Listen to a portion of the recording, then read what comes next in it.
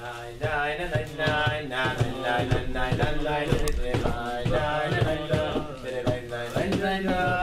you?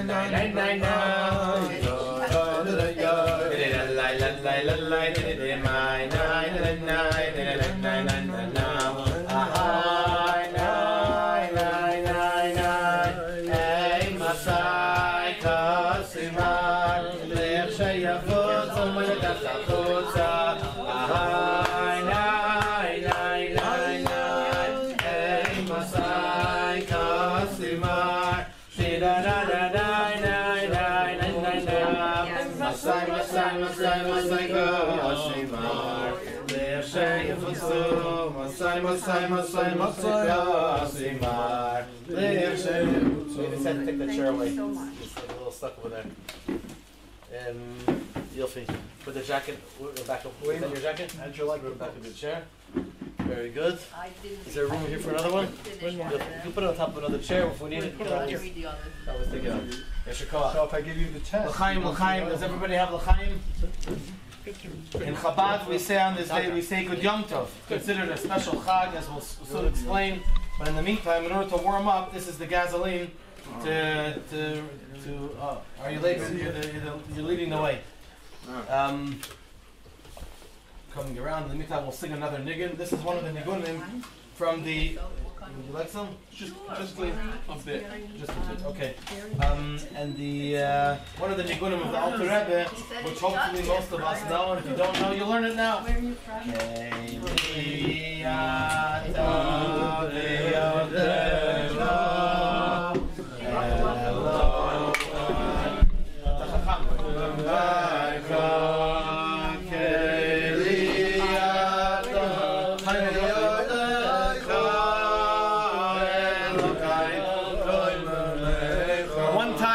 guy who was doing the television cable.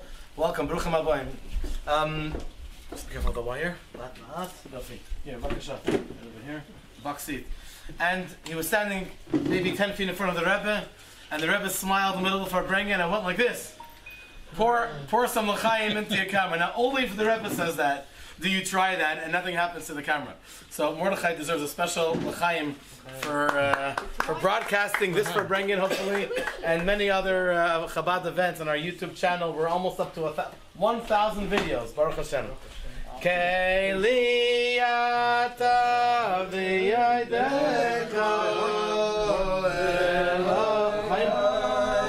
No problem.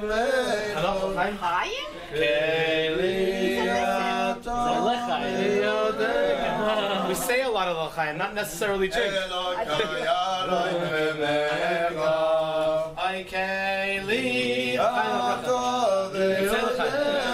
also, and the kola.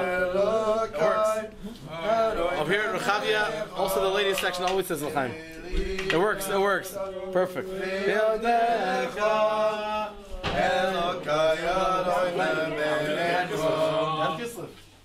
Yafet. Amen. We are very honored and privileged to have Rabbi Kaploun here with us, and Amir Sashem in a few minutes he's going to start with his Farbrengen. But before that, a couple of words of introduction. He's not a rabbi, by the way.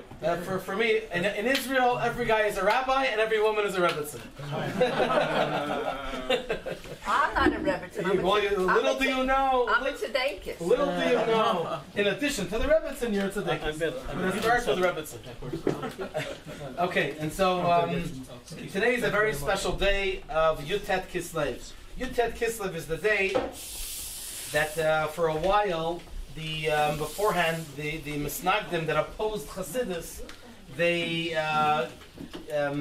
gathered together information. They made up information as if the Alter Rebbe was against the Tsarist government, and unfortunately, they brought about that the Alter Rebbe should be arrested. And the Alter Rebbe was arrested in a black. It was taken to prison, a black wagon, which was a sign that he had received a death sentence, and he was in the prison for 53 days, which, according to Ruchnis, according to the spiritual aspect of the way the world runs, everything that happens down here is a direct result for what happens above.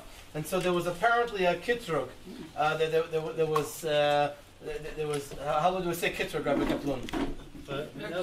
An accusation. Thank you. There was an accusation against the Alter Rebbe, sort of in a spiritual level, that he was revealing too much Chassidus, so to speak. And the Tanya is made up of 53 chapters. So it seems to be, we know this retroactively, that the 53 days correspond to the 53 chapters. And hopefully soon we'll have some more stories about the actual story of Yud Tes Kislev, but it was important for me that I start at least with the basics. And so if you put your shoes 220 or 230 years back, it seems to be that you have a private person that he went to jail, and Baruch Hashem, he was released from jail. And so wonderful, you can imagine that him and his close family or his inner circle would gather together and would make this day as a celebration for many years to come. But what is actually unfolding over here? What we have over here is something which is very, very interesting and unusual, where the more years the further we get from Yud Tes Kislev, it becomes more and more of a celebration on a world level, on a global level. More and more people find themselves connecting to the day of Yud Tes Kislev. I remember when I was a shliach in upstate New York, and there was a guy sitting at the Farbrengen. His name was Richie, and he said this. And he says, "I want to tell you a story." This is maybe 15 years ago. I want to tell you a story what happened in the early '80s. And at the time, he had no connection to Yiddishkeit, no obvious connection. And he said, I was flipping through my TV channels, and all of a sudden I see the Rebbe at the Farbrengen on cable television. Speaking about the cable television with Mordechai a little earlier. And he said that was his first Yud Tes Kislev experience. So in other words, when the Baal Shem Tov told, when the Neshama of Mashiach told the Baal Shem Tov, when will I come? As the song that we just sang in the beginning of the Farbrengen, when your wellsprings, the wellsprings of Chassidus, will be spread outside, then I will come. In other words, the more the time goes along, we have the zechut, the honor and the merit of spreading Chassidus further and further. And so therefore, it's wonderful that we're able to celebrate this special day of Yud Tes Kislev. And we have to, tomorrow is Yud Tes Kislev, tomorrow night is Chav Kislev, and then Wednesday, we have a special event on Wednesday, Marathon Chassidus, 4 hours from 4 till 8 p.m. right here in English. Different subjects, different lecturers on different fascinating subjects in Chassidus. So this is the idea, this is the objective, that we should be able, we have a seat right over here, you're welcome to come over here. And so this is our objective, to bring more and more people into the fold. Because as time goes along, more people realize that Chassidus is really the solution. Chassidus is the proper medicine, if you will, and the method of how we can connect to Hashem in a much deeper way, with more neshama, with more warmth, with more vitality, with more life. And the more we learn Chassidus, the more we feel connected to Hashem. And so L'chaim, thank you so much for joining us. This is only the beginning, and there's more L'chaim here, don't worry. And we're looking forward to a very special Farbrengen, L'chaim V'Levracha. L'chaim. We want to introduce Rabbi Uri Kaploun, who was it's very important to me. That's your problem. Don't listen, just plug your ears, don't listen. It is truly a great honor that in the time we have to, we have someone who is his whole life is dedicated to writing articles and svarim about Chassidus, translating into I'm English. still alive, okay? Baruch Hashem. I said I'm still I didn't alive. say was. I said is. Hold on, I don't interrupt you. Sure, no Rabbi. problem. Yeah. You're Farbrengen tonight. Okay, right, that's it. In our circles, we don't give eulogies. Okay. We don't have a speaking. The other people, the Musagdim, they do have speaking. So they tell a story about this guy who was afraid that since he was a gadol and he was a great scholar and he told Chacham and everything else, he was afraid maybe after he passed on to the other world, the eulogies wouldn't do him justice. So he wanted to hear what was going to be like. There was only one thing to do. So he got his Shabbos to set up the whole thing, and they hid him he was hidden in a coffin with air spaces, don't worry, and they brought him out in the big town square in front of the shul. And then all the guys got up there, one after the other, and they said, "Oh, he's a gadol, he was such a great Talmud Chacham, you're such a tzaddik, you're such a this, such a that." And one after the other, they kept on selling his great virtues, listening inside, Machaya. until then finally they came to an end. They should know that in the old country, there was a time when people didn't eat cabbage, because they were afraid that there might be little worms or whatever they used to have in those days in cabbage. So he was very full. He didn't touch cabbage.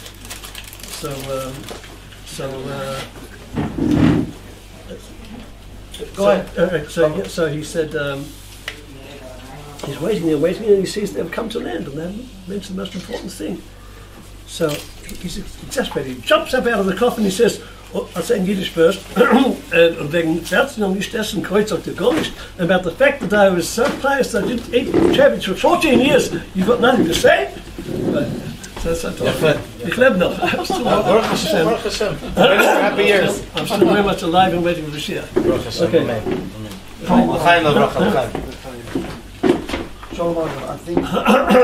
I think you taught me in Melbourne. What's your name? Yeshiva called it. What's your name? Velvel Lederman. Velvel? Velvel Lederman. 67. A few years ago. Wow. But I think you're related to with the Fagans. My son-in-law is Dov Zalman. You know Moshe Trebish's son. Yeah, is your son-in-law. Yeah. Okay. I was very excited that you were going to be here this evening. Well, I'm never saying you haven't changed it a bit. I'm happy that you were able to recognize me. Before we get into the Yud Tes Kislev, the fact that we all gathered together, Baruch Hashem, for a festive occasion, is happening in a not an ordinary year. It's only once every 7 years. I won't go to this at length, just to mention it. In the Torah, there's a mitzvah which is fulfilled once every 7 years, and it's in the Dvarim. When the mitzvah is Hakel Sa'am, assemble all the people, men and women and children, and come together. Where do they meet? In the Beis Hamikdash in Yerushalayim. And the king, no less, who was the only person who was allowed to take the liberty of being seated in the Azorah, in the courtyard of the Beis Hamikdash, he reads out of Sefer Torah certain passages from the volume. And that assembly is like Kohol, Kehilo, the same word, Hakel. That's the imperative, Hakel is on. So assemble the people. So that was a one-day occurrence, once every 7 years. And came the aim of this assemblage was to arouse people in their Vedas Hashem, their service to God, and their observance of mitzvahs, the study of Torah, and all the rest of it. The REBBE extended this, and he popularized the concept of Shnas Hakel. The whole year is a year of Hakel. Now, a lot of people raise an eyebrow there because it's not written in Torah. That's a 1 day in a year, 1 day in 7 years. And a young man called Peretz, Peretz, what's his name? Lloyd, yeah, who is the head of the girls' high school of Chabad in Yerushalayim. He did some research on the subject and had a whole series of articles, in which he shows that there are classical sources for this thing, which was the concept was fast asleep for centuries until the Rebbe aroused it.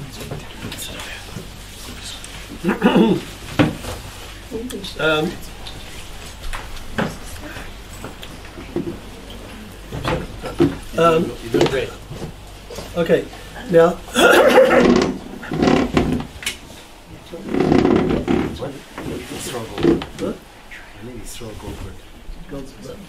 All right. Right. So Rabbi Goldberg mentioned the historical background to the day. What happened? Now, all that part is in the historical physical plane. What happened was, why did they arrest him all of a sudden? You can't just take a Jew and throw him into jail, even in Russia. You have to have a reason. The reason was this. For 400 years, from 1517 to 1917, Eretz Yisrael was ruled by the Turks. It was under the Ottoman Empire before the British took over in the course of the First World War, 1917, and that lasted until 1948, as we all know. Now, for centuries, the classic enemy of the Turkish Empire was Russia. They hated each other. So the guys who thought up this plan did something very clever. Nasty, but clever, but nasty. What they did was this.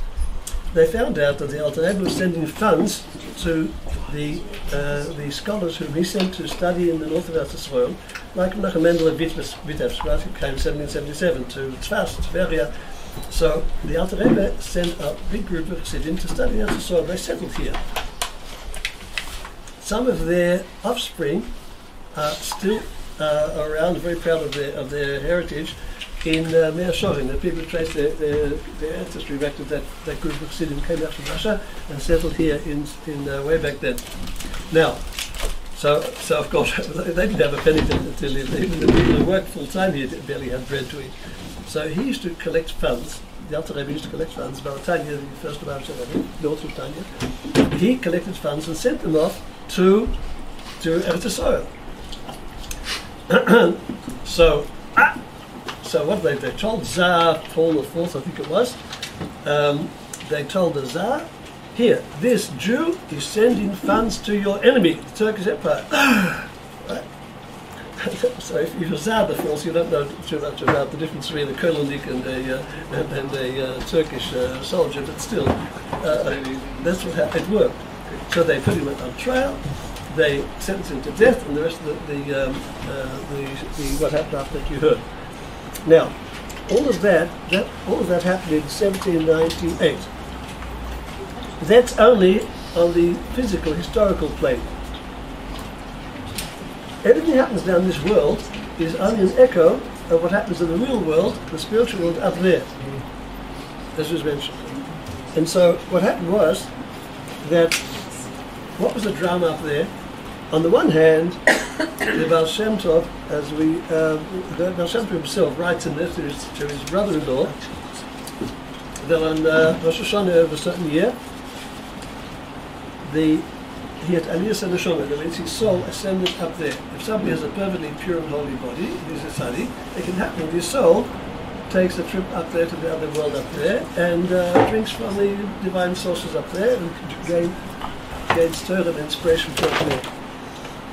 When he was up there, he arrived at Eichel Mashiach. That means that place in quotation marks, because obviously up there there's not time or space. But to use local words, he got up, he reached up there in that place. It's called Eichel Mashiach. That's the space, so to speak, the place, so to speak, where Mashiach lives. And so he asked the same question that Yeshua ben Levi asked in the Gemara. For heaven's sake, the world going through such sorrows. He would say, Kosimar, when are you coming? He asked Mashiach. When are you coming, Sof? Jews have been through enough. So the answer that Mashiach gave the soul of Baal Shem Tov, who went all the way up there. Mashiach answered him, when will Mashiach come, he said, when will I come? When your wellsprings, the wellsprings of your life-giving teachings of Chassidus, when they spread out far and wide. And that's that became a theme song, so to speak, in Chabad. The question, the answer, when are you coming, Master? When are you coming? And the answer is, when your wellsprings spread far and wide. chutzah. Now, as we all know, and as everybody here knows, the Rebbe used those words extensively, and also the word of "foratzto yom v'kimol shul," break forth, break all barriers, and spread the word. Let people hear that there's an inner dimension of Torah, and this can warm their souls, and this can spark activity in their lives, and change their conscious thoughts and their speech and their actions, until ultimately the world is brought to such a pitch at which Mashiach can become revealed down here in the physical world, so that we can understand. Now,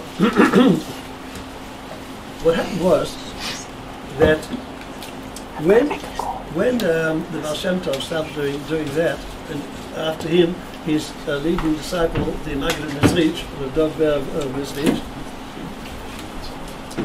when they spread Chassidus far and wide, till then, the innermost, the mystical realms in the Torah was the exclusive activity of very, very special people. People who refined themselves to a great extent, people who studied Zohar and Kabbalah and undertook all kinds of fasts and things and refined themselves to points where their souls were able to receive this. The Baal Shem Tov took this much further, and he spread the secret of the Torah, what is called secret of Sodus, the innermost mysteries of the Torah, the mystical dimension. He spread this among everybody, including all kinds of ordinary people. People, not even necessarily, not in this mystical plane, they weren't even necessarily Talmid Chacham, great Torah scholars. Now,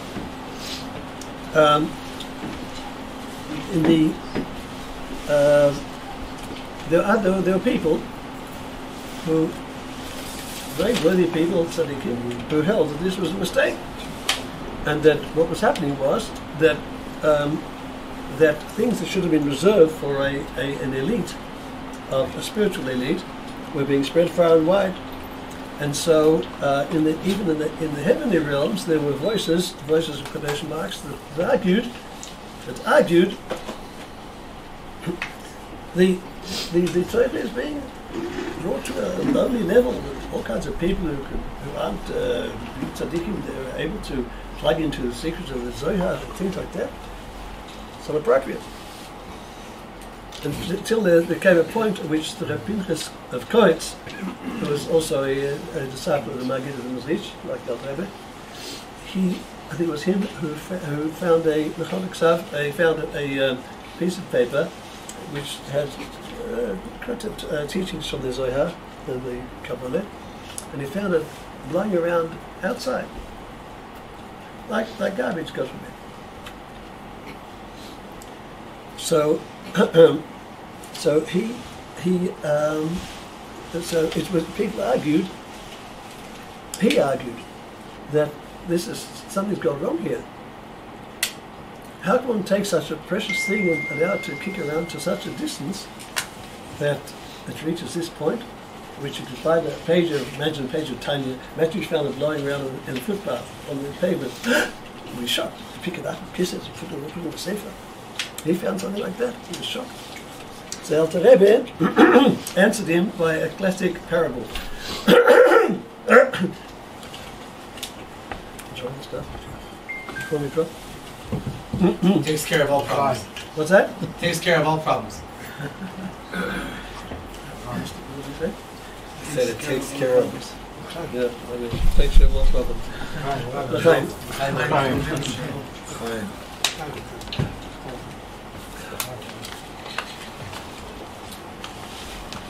Prince of Koretz answered him with a classic parable.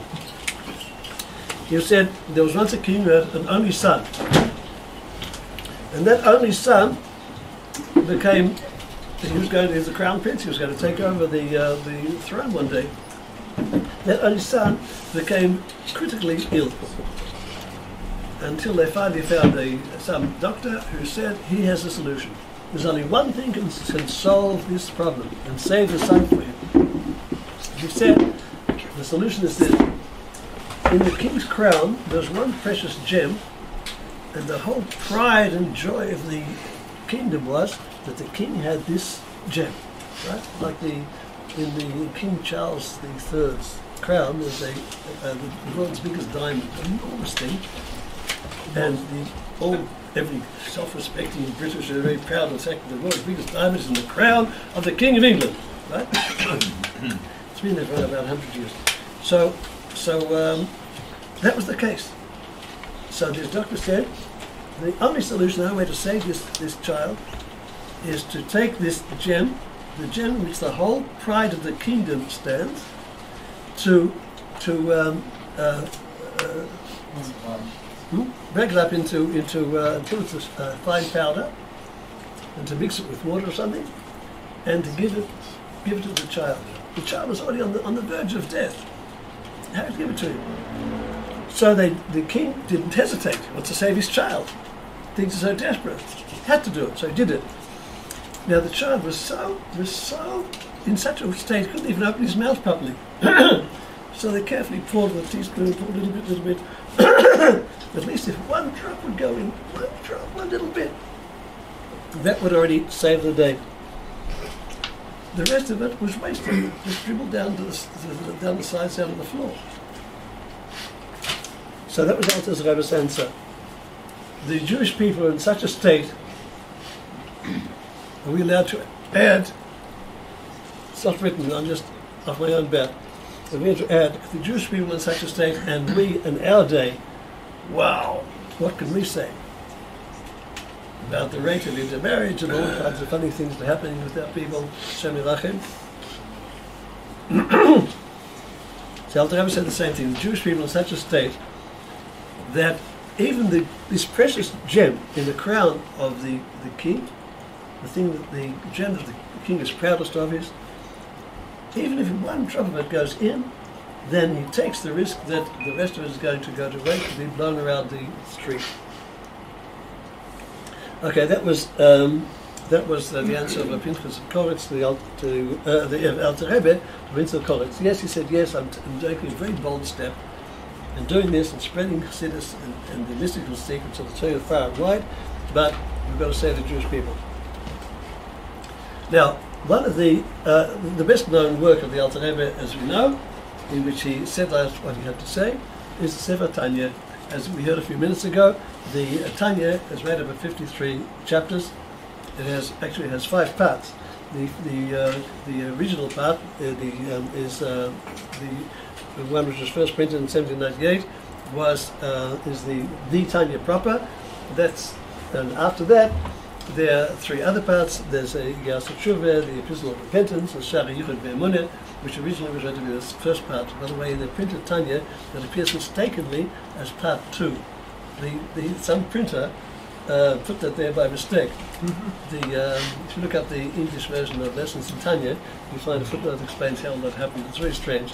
But to this day, it appears as part 2. Nobody's ever dared to change the order.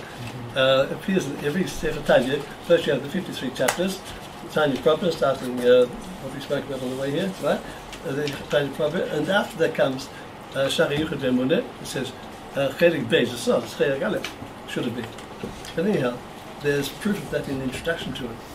By the way, in Chinuch Cotton, it's a 1.5-page introduction where you see Kamoshe is well, as will be explained, and it's not explained afterwards, it's explained before that. That proves conclusively that it was intended to be was really the first part. Okay, there's Tanya, there's the Shari Yichud, and there's Yas HaTshuva. That's the 12 chapters in which the Alter Rebbe sets out what he has to say about Tshuva, about repentance. And that also expresses itself largely on exactly the same thing, the connection between the spiritual world and our practical world, what we call the real world down here. After that, there's Igeras HaKodesh, which for some funny reason is headed Igeras HaKodesh, the singular, the holy letter. In fact, it's a bunch of 30-odd letters, Igeras HaKodesh. But in those days, the order of Shari Yichud back to front, and the title of this was probably thought up by some printer. When he wrote Igeras HaKodesh, he was written Igeras HaKodesh, holy letters. There are 32, I think, or whatever it is.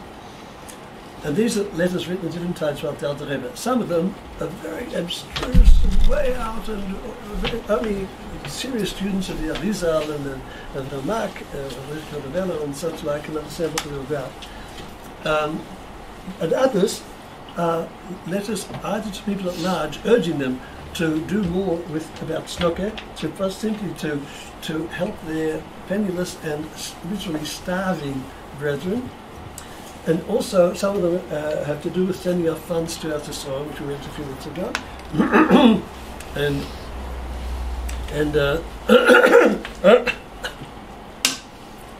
and others urge people to do other things, such as Chalukas Hashas. And the very last one, the one which we read today, because in the course of 1 year, we cover the whole of 5 parts of Tanya. Today, tomorrow, in other words, today we finished that, and tomorrow we'll do the beginning. So in today's, the Alter Rebbe said use a few suggestions. In other words, the Alter Rebbe request. So we are happy, we are privileged to be able to obey, to divide up the Shas, the whole the Talmud, in such a way that everybody in every congregation takes one Masechta, one tractate. So one person takes the Gittim, one takes Kedusha, one takes Baba Kama, one takes people take different tractates, and in the course of the year, they make it their business to cover the whole of that tractate. That's called Chalukas Hashas. That, and in every self-respecting Chabad congregation, I don't know one that does not do it. There's some person takes on himself the headache of chasing up everybody, asking what Masechtas he can feel comfortable with, what can he cope with, because some are more difficult, some are more easier, some are longer, some are shorter, and until the whole Shas is covered. So in the course of the year, an individual doesn't personally complete the whole Shas, but he as part of the Kohol does. The whole Kohol does complete the whole Shas. Now, that's one of the things which the Alter Rebbe asks people to do in the course of that last letter that we finished. After that, the fifth part is called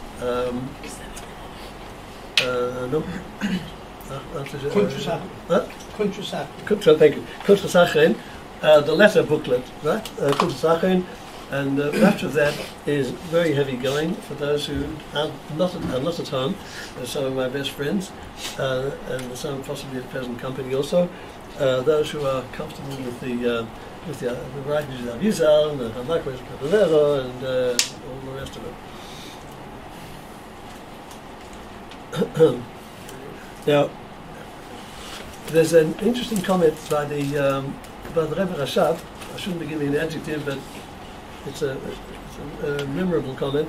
The Rabbi Ashav said to study Tanya is to converse with the Alter Rebbe. And that's the feeling that a person has when he studies Tanya. Even though he's speaking about lofty things, about oinamus and worlds up there, supernal worlds and spiritual activities and whatever, he's speaking to you. And so he said, the Rabbi Ashav, this is not typical by the way of the Rabbi Ashav, who it sounds more like the Ravayats, this kind of folksy kind of language. But the Rebbe says to study Tanya, to study is to converse with the Alter Rebbe. I heard this from Levi Weinberg. Have you heard it anywhere? Yeah. What does the Tanya speak about? Oh, enormous range of things. Speaks about the spiritual composition of a Jew. What goes to make up a Jew? So he talks about the way in which whatever happens up there, as has been said a few times this evening, is what up there is reflected down here in the physical material world. That means that up there, as we have in the Kabbalah, the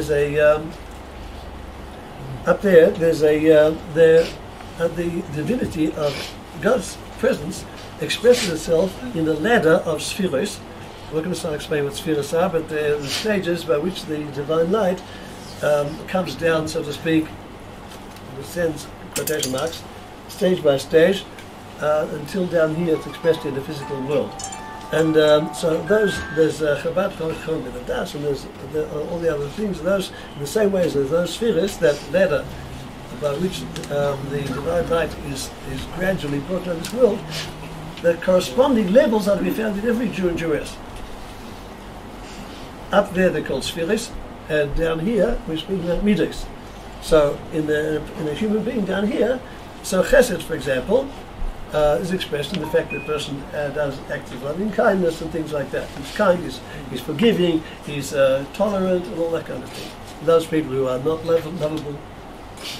Right. Down here, those are midas, attributes of one's character. And it takes about 120 years to refine all those things, so that they should take the orders from up here someplace. So that part of the Tanya speaks about the spiritual composition of a Jew, the way in which the spheres up there are affected in the midas, the attributes of character down here. Another very big theme throughout Tanya is tshuva.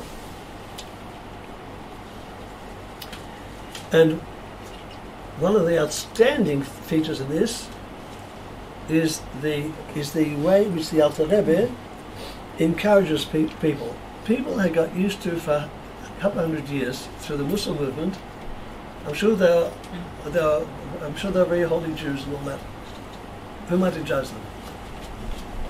But the fact is, a lot of people, when they hear you're a dirty old man, you've got blood in your hands, you're sinful, your thoughts are terrible, when a person looks in such a place as if he did such and such, all those things are true. But what does that do to a person? He says, oh, what hope have I got? He gives up. You can give up. Not everybody, some people do. Instead of that, one of the distinctive characteristics of Chassidus is not a different approach, but the exact opposite approach.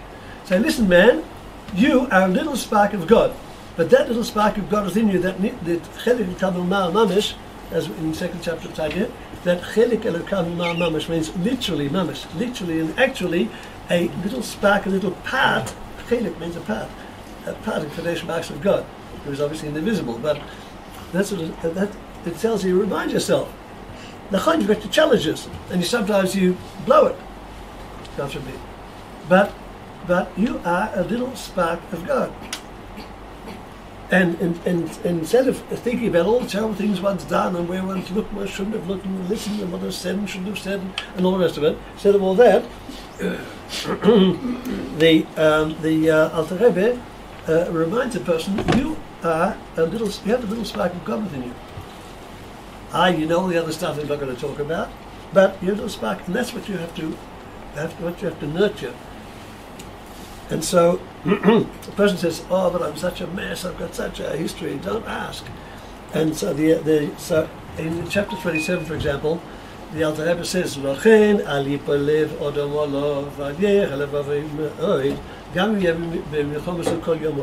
therefore let a man's heart not be downfallen, nor should he feel miserable, because this is what he was sent down here for, to fight his inclination all his life. He does not do it by telling himself how evil he is and all the rest of it, but exactly the contrary. Everybody knows that the style of the Friedrich, as I mentioned a little while ago, was very simplistic and picturesque and hearty, so to speak. So he used to use a very simplistic Yiddish expression. He said, "Finsternis vertreibt man nicht mit der Stecken." Darkness you don't drive away with a stick. If you walk into your miklat and it's absolutely dark, so what do? Take a stick and you lash out of the dark. Come on. Finsternis vertreibt man nicht mit der Stecken. Darkness you don't drive with a stick. What do? You strike a light. And then the darkness dissipates spontaneously. And that's a big cut-off mark between Muslim and Chassidus. You remind yourself, I've got a little soul inside, I've got to nourish it, I've got to feed it, I've got to do my Torah study, and I've got to do my Veda, I've got to try to concentrate and do my davening, even have to remind myself to do so 25 times in 25 minutes. But that's what I've got to do. I've got to strike a light. I've got to strike up my strike a light in my life with Torah, with tefillah, and the way I conduct myself, and the way where I look, and how I talk about people, how I talk to my wife, how I talk to my husband, and all the rest of it. All those things.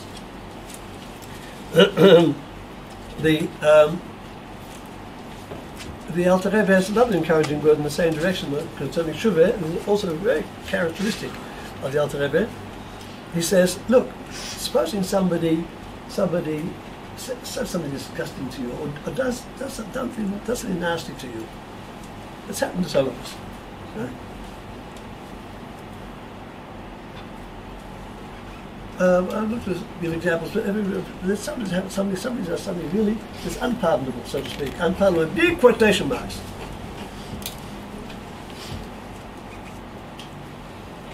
I'll give you an example. I know a guy who, I'm not going to give any hints so there will be no guesses, who spoke to a millionaire who had promised to sponsor his own project that I was going to work on, a project I've been dreaming about for years. And he told the guy, nobody's going to read that book. And he talked him out of it. And the guy was convinced. Right? So, it took me time till I washed that out of my mind, so I didn't feel what a nasty brute. Hey, this guy do something like that. Let him write his books and he'll find his sponsor, and why should it hurt him that I'm going to have this great success? Right? So I had my little challenge. Now, the Alter Rebbe says the difference between what normally happens is the person says, okay, we've been once, we've been twice. Supposing somebody says something nasty to you, you say, hey, what's this? He says, oh, I'm awfully sorry. Then, right, you do the same thing next morning. Next afternoon, does exactly the same thing again. At some point, you say, get out of my life, come on. You're not saying that. We are, I don't know about you guys, but most of us are we are finite, we're limited. Now, the best of us, sometimes, not us, but people are not here tonight, okay? Other guys out there, sometimes they lose their patience. They say, crawl out of my life, come on, run for me. I didn't do anything to you. There's a limit. Now, the difference between the Kodesh Baruch Hu and us, one of the differences is that we are finite. So I say very finite. So our patience, like our everything else, is limited.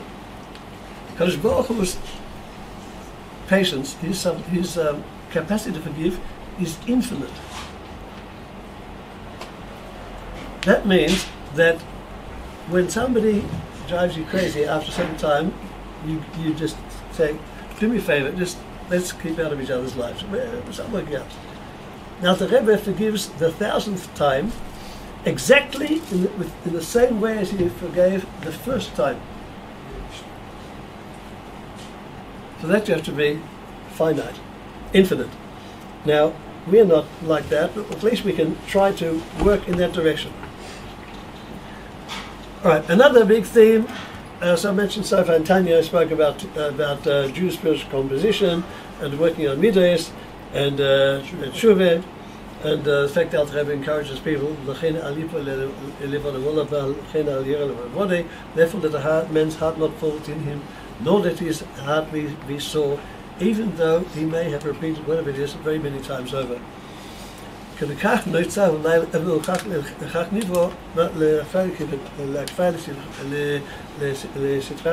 maybe for this he was created, to suppress, to overcome his Yitzhak, is the other side. The other side is a the unholy side of the universe, constantly. That's his job. You're in the army now, right? In the army now, you don't know. He asks you, would you like to get up this morning?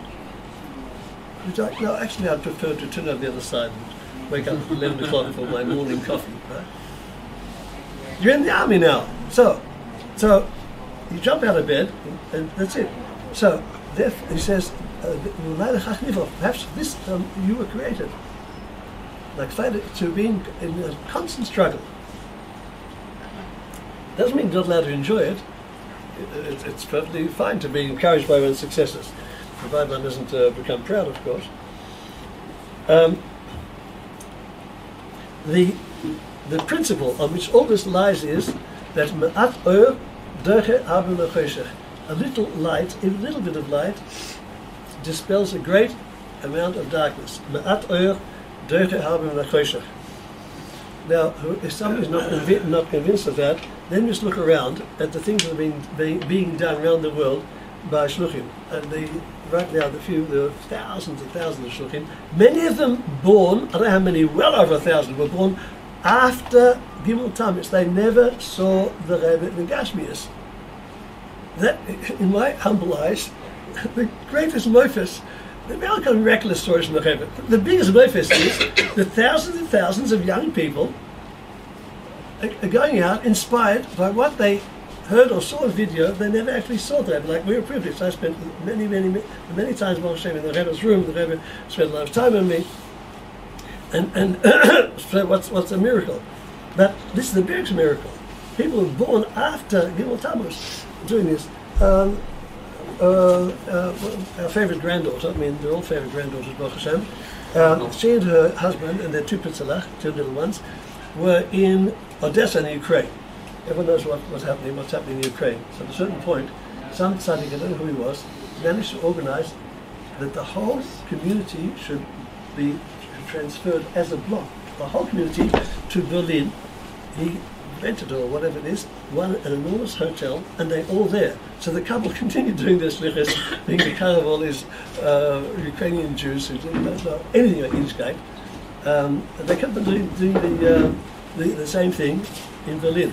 Right now she came to Israel, going to have a baby, Baruch Hashem. There's another guy who hasn't changed a bit since I knew when he was a 17-year-old.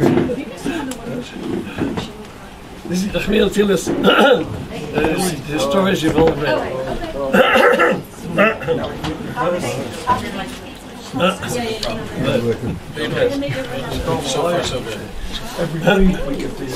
He's the one who got me started writing stories. But tell us, please have a seat over here.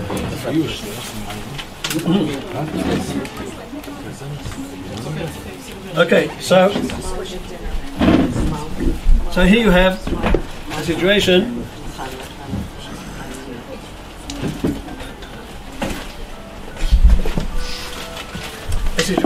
In which you see that we came to this. So we speak about Ukraine from this principle that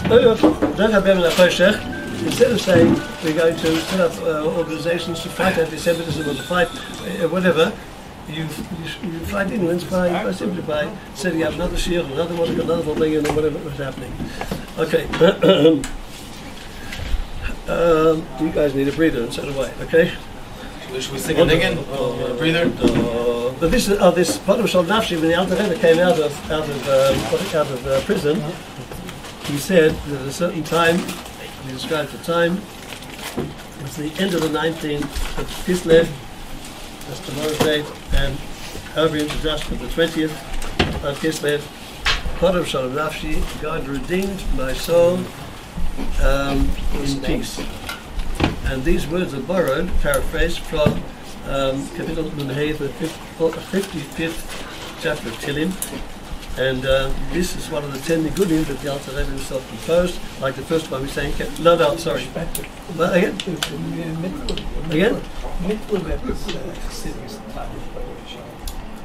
Middle said, the niggin is Middle Rebbe's. I stand corrected. Thank you. Tell the other, the first one we sang is the Alter Rebbe's.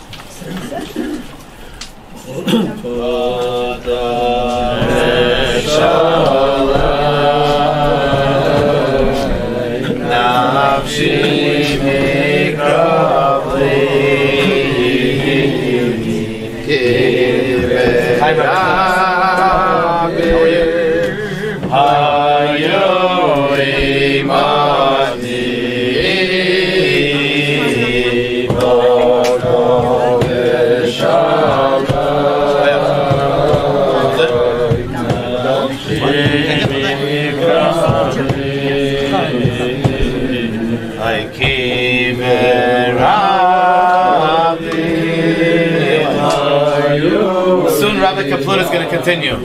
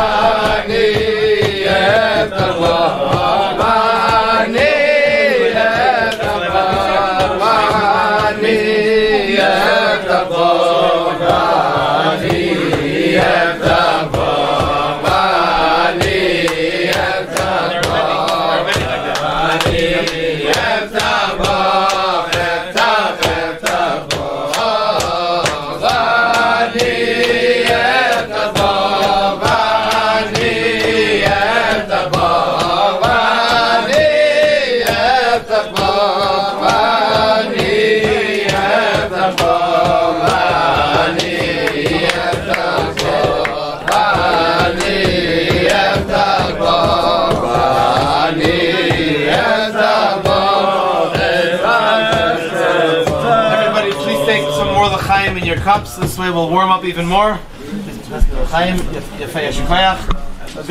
First of all, I want to wish a special l'chaim. Today is the 250th yard site of the Maggid of Mizrish, the Rebbe of Alter Rebbe. So it's a very, very special time. And also I want to wish a special l'chaim for everyone who needs a refuah shlema, especially a very, very special senior veteran shliach. I'm from Toronto, so Rav David Shachat, who is one of the there was an email today. I went out to all the shluchim to say Tillim for him. Perek Tzadik Aleph, chapter 91. A very super Rav and shliach for many decades. We have refuah shlema amongst all of those who also need refuah shlema. And the koach, the power of the Farbrengen is definitely very effective. Yeah. L'chaim Rabbi Kaploun. L'chaim. Rav David then? Rav David ben Sora Sasha. Here, L'chaim, a little more L'chaim.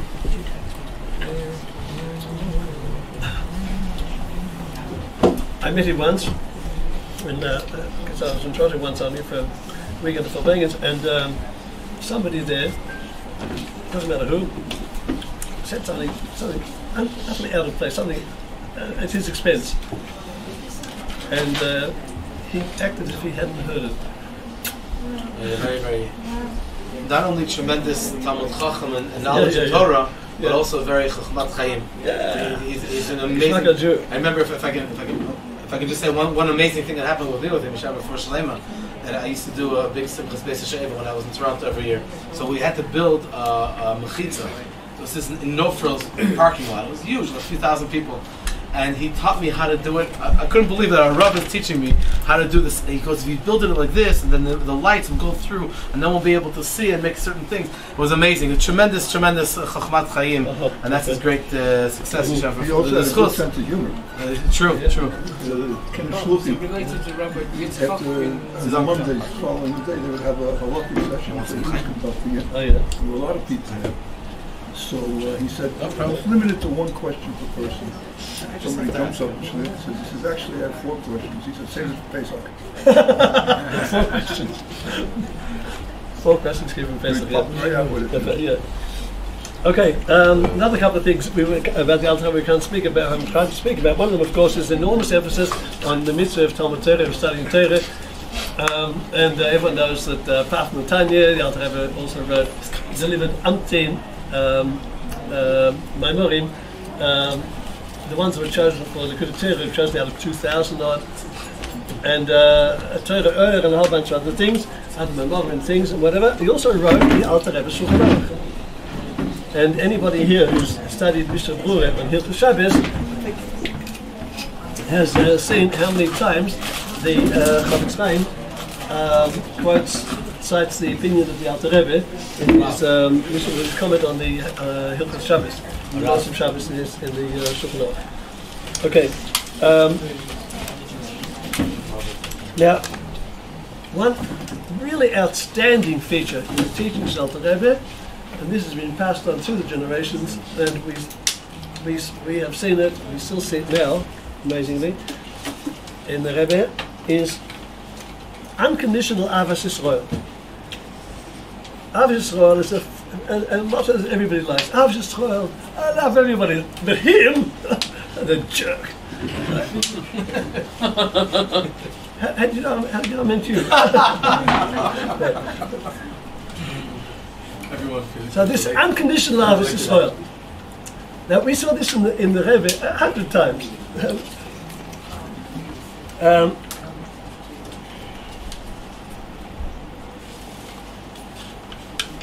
I'll give you one tiny. Earlier in the times of the Alter Rebbe, there was happened. This is what happened.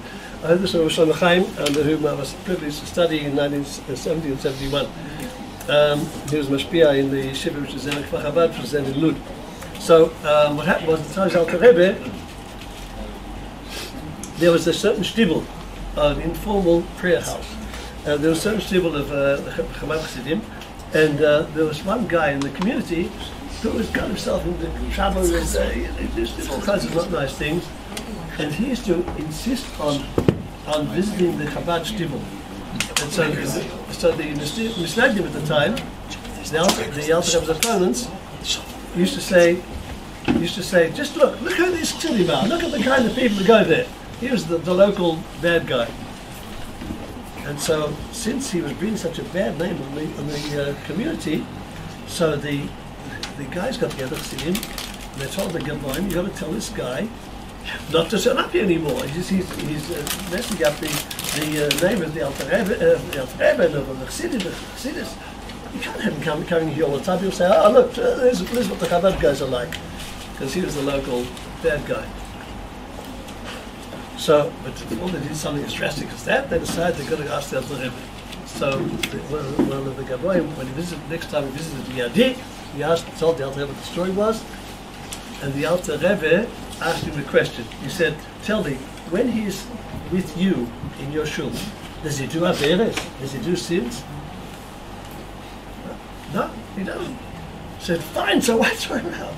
So this insistence on unconditional unconditional Avos Yisrael is something which is very, very big in Chassidus in general, all branches of Chassidus, not just Chabad, obviously, and had enormous emphasis in that chapter. There's one chapter in Tanya, chapter Lamed Beis. Lamed Beis spells which word? Lev, ha. So Siddur says this is not accidental. Nothing in the world is accidental. It doesn't happen to be that way. What happens is that this is the heart of the Tanya. What the Alter Rebbe is driving at, above all, is the ability to love the other guy, even if he's not a nice guy. Listen, I say, even if he's not a nice guy, I'm supposed to love the guy. So that's right. There's that beautiful. I shouldn't give adjectives, but it's a chapter that everybody warms to. It's one short and not complicated chapter. And another in the same direction, and much more drastically. Can you imagine what happened when the Chassidim discovered that the Alter Rebbe had been taken off, as we heard before, in the black wagon? He was in death row. He was about to be killed, and they knew exactly who put him there. All these guys with big black hats. Everyone knows in Yerushalayim that the Yerushalayim, the degree of one's awe of the Almighty is measured by the diameter of the hat, right? So we'll pray for you, okay? No, the other Rebbe said you've got to love them all, right? Even the guys. So imagine what they would have done when they found out the Alter Rebbe was released. When they would have come out, they would have torn us, mistaked him to pieces. What do you mean? You took our Rebbe, the tzaddik, who spent their whole life helping Jews and saving Jews, whatever, and teaching them, and you take him and you're having him shot by this goy for a fake reason that he's an enemy of the Tsar because he's helping the Turkish Empire by feeding a few hungry Jews in Tveria. Come on. They would have torn us to pieces. So when he came out, and this is one of only 2 or 3 letters in the Gaskosh of Tanya, which has a subheading. It says, it starts off Kaploun, and in tiny print it says, Bevoyoi mi Pei Beis. When he came from Pei Beis, means Peterburg. Peterburg means, of course, Leningrad. That means on the evening, as soon as he came out, the first thing he did was to write this short letter fits into one small page. And it has one message. It says, I am, content means I have become small. That's how David understands it. Rashi in the Chumash, it's a thing we read just 2 Shabbos ago. We read Kolim Kol HaChasodim, Yaakov. This Shabbos, this past Shabbos. Oh, this Shabbos, sorry, this one, thank you. Kolim Kol HaChasodim. Right, so Rashi in the Chumash, as we all know, quotes the Gemara, which says that when the person realizes Kodesh Baruch Hu is showering upon him blessings far beyond what he himself thinks he's worthy of, the person thinks, wow, am I worth all of this? Do I deserve all of this? Maybe I've used up my credit already. Now the Rebbe puts a different slant on this. He says, Katonti naseti katan. I become small, I become humble in my own eyes. So it doesn't negate what the Gemara says, it adds another dimension. I become humble in my own eyes. Because as a result of all the chasodim, all the chesed, all the stuff, all the blessings Kodesh Baruch Hu showers upon me, the fact that we are where we are, and we are doing what we are doing, and people are studying or teaching or whatever chassidus and doing other good things. So a person says, wow, am I such a tzaddik? I deserve all of this? The Kodesh Baruch Hu, for reasons of his own, he has bestowed this kindness, this chesed upon us, showered us upon us, katonti. So the Alter Rebbe says, to become humble in my own eyes, little me, little drop of whatever, and the Kodesh Baruch Hu is giving me. Katonti, I have become small in my own eyes.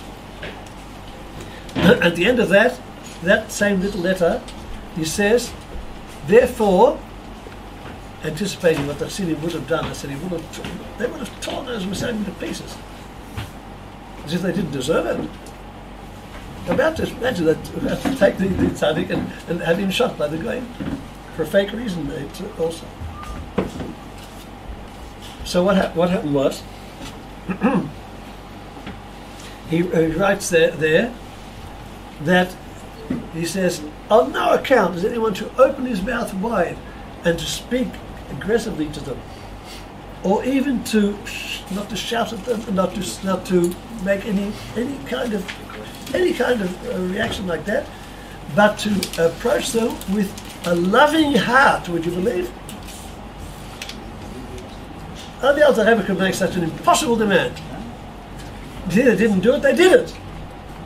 There's no violence as a result of that horrible sentence. So that's the extent. This unconditional Ahavas Yisrael is a strong point with the with that. It also means in our day, you don't start measuring people saying, "Oh, this guy's a very holy guy. This guy's a very from BT, and this one's his great grandmother was the sister-in-law of the neighbor of the Mittler Rebbe's cousin or something or other." No, you don't make your love conditional on anything. He's Jewish. That's it. So there's a precious Jew who's the shliach in Antwerp called Yud Tes Kislev. He's speaking in Ivrit somewhere tonight. So I heard him last night, in the middle of the night at Binyamin. Anyhow, he didn't tell the story. I heard it from somebody else.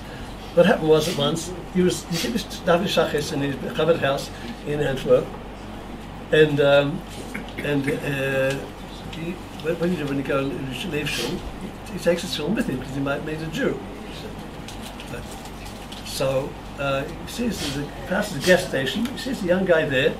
Guys, a bunch of ginger girls, and they're wearing shorts and sandals. He looks Jewish. So he asks the guy, "You Jewish?" "Yeah, sure." So he says, "Would you like for him to film?"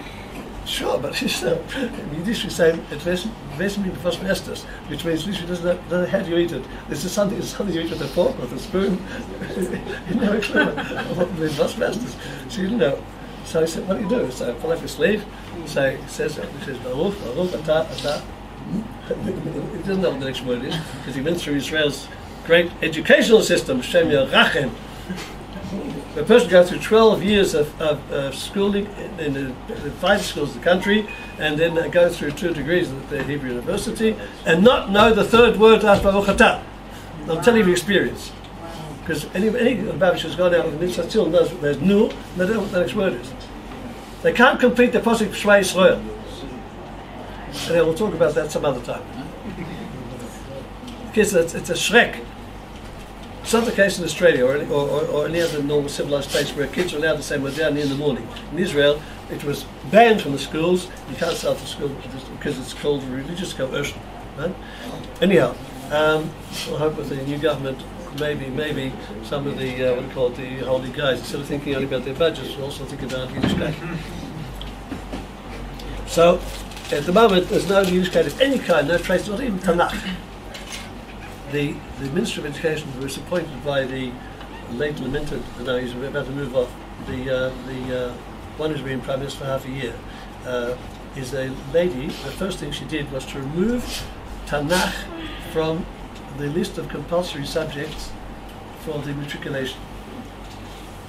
Now, what happened was when Yitzhak Rabin was Prime Minister, he appointed Shalomit Aloni as Minister of Education, and on the way to the elections, we vote. Yes, whatever said we should vote, we do.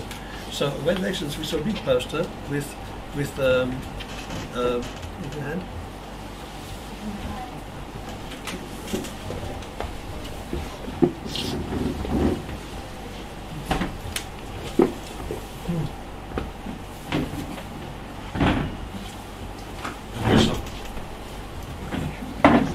Okay. So on the way to the elections, we saw big posters of Rabin and all the people, all his people there. And one picture of Shalom Deloni, so in a cynical joke, I said, bitter joke, said to my wife, "You watch, he's going to make her Minister of Education," and that's what he did.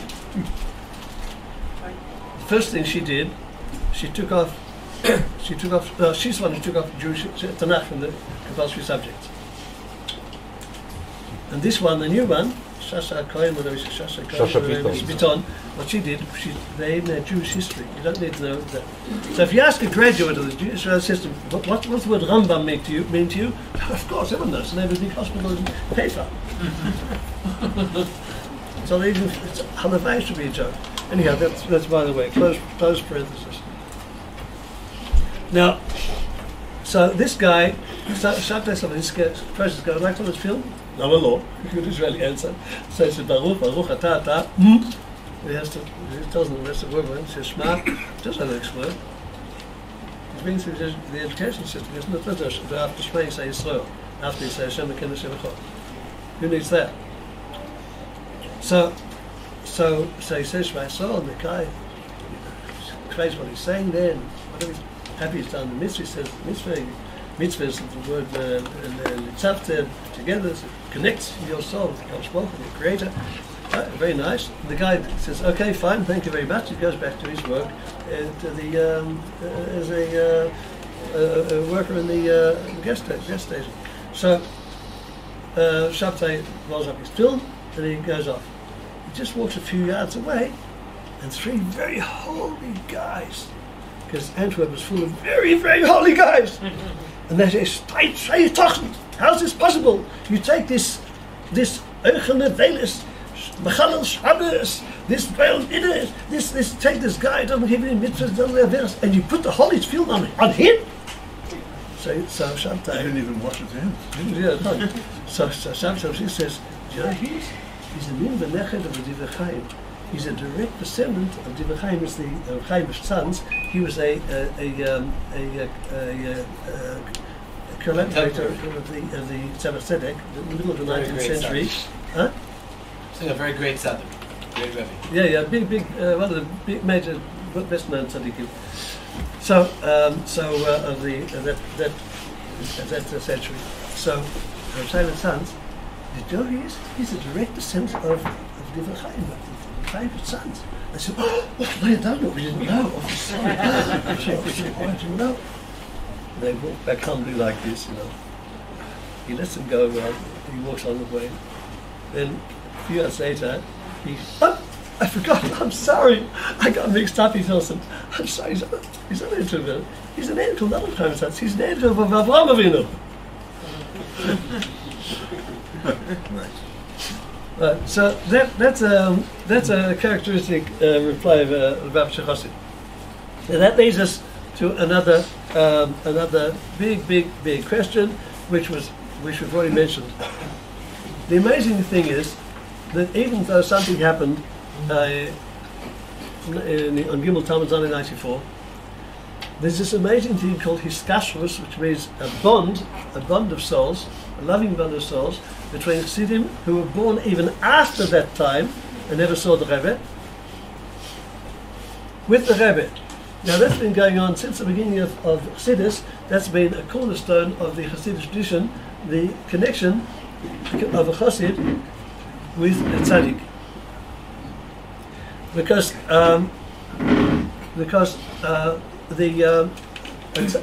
a tzaddik is not simply a private tzaddik, but he's also a neshama klalis. He's a comprehensive soul, a soul that is connected to all the other souls of his generation. So there's a reflection of this, which has appeared in the Hasidic teachings too, in the halachic discussion as to whether nitzek have a chibur. Nitzek means that which is poured. Does it constitute a connection or not? That's a strange word, but it means this. Supposing you've got a boiling kettle, right? And in the kettle you've got something chometznik, right? And down here what you're pouring into a vessel which has something you want to eat for Pesach. Now, they don't touch each other, but there's a flow of that which is poured from there to there. Does it constitute a connection or not? In other words, does it mean you can't use the stuff which falls down here because the consequent state of what was inside is going to come down here. It also applies to other things in halachas. Some people here have studied halacha know between milchiks and fleishiks, the meaty things and milky things, also and other things too, in other fields too. That is nitzek, that which is poured. Does that flow constitute a chibur, a connection or not? Is something communicated by the fact that something is flowed? Or is that one thing and this is a separate thing? Now that phrase has been used in connection with what happens with a Rebbe and Chassidim. The Rebbe's soul flies up there and he hears all kinds of things up there. They're sitting down here, all kinds of guys live their everyday lives as we all do. But nevertheless, we don't hear the voices that he hears. We don't see the things he sees. We don't have the same expression he hears. But if we're connected to him, for medicinal reasons, I'll allow myself to say L'chaim again. L'chaim. Time for another nigga? No problem, just ask him. You're the driver. He's the driver, you can make a claim. So in this cases like that, the cases like this,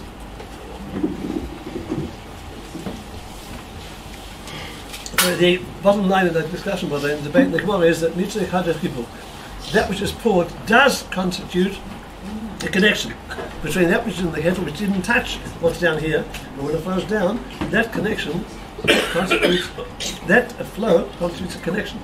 The Rebbe hears things up there that we don't hear, or maybe I don't, or maybe you guys do. But if we're connected to him, we're connected to where he's connected.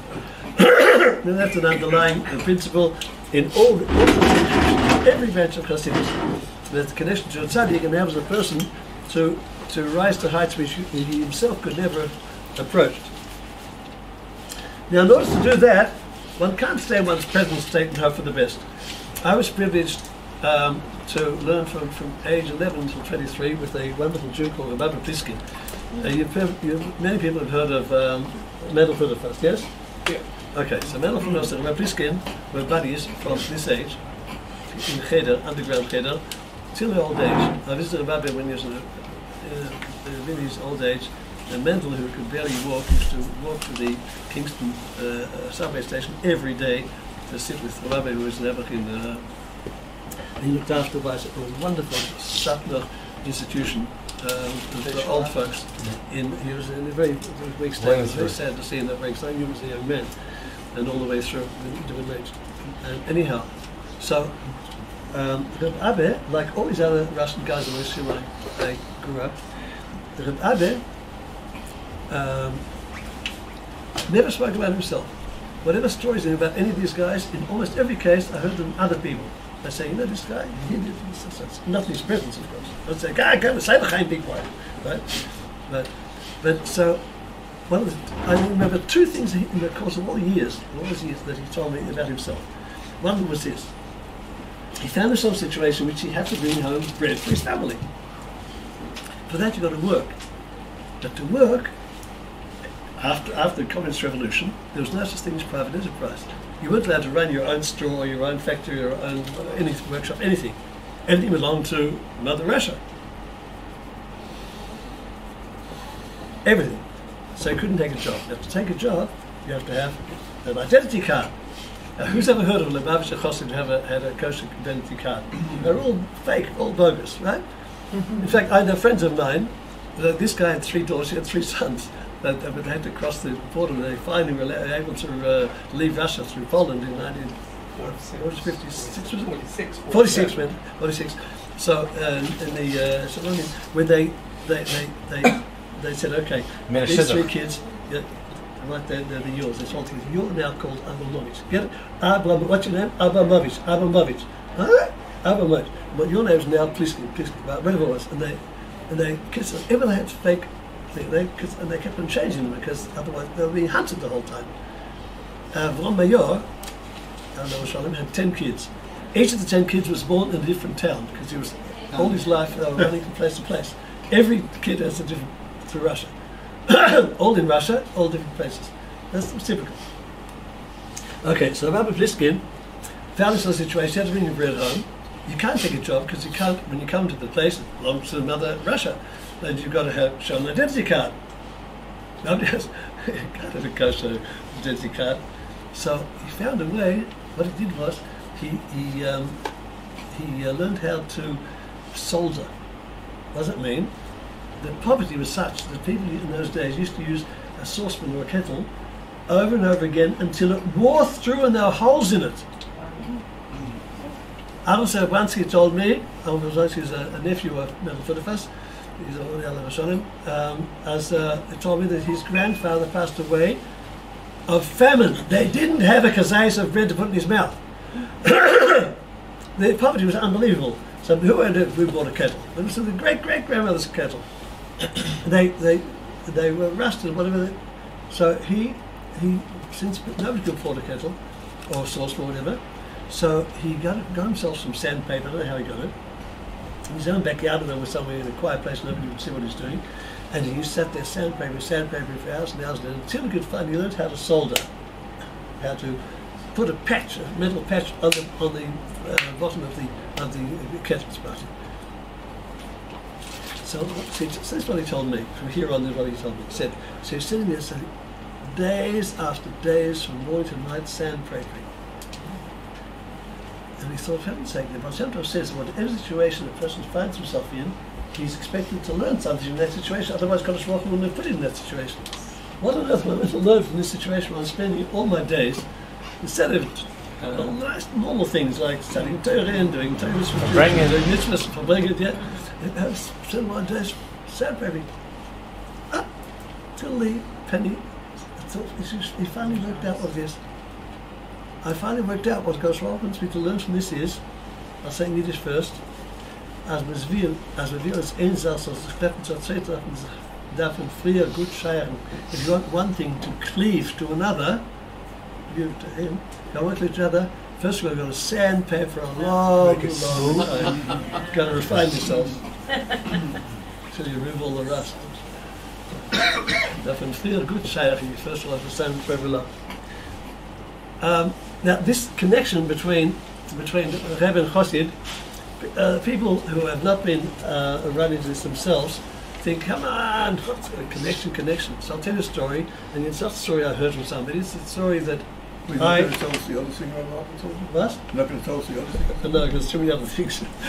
So besides, I promise my wife I'll be back in time for the Don't worry, Chakras is at 7:30. I'll be back in time for the morning stuff you owe me, okay? Now, I also have other religious duties up to the medium, right? Now, so what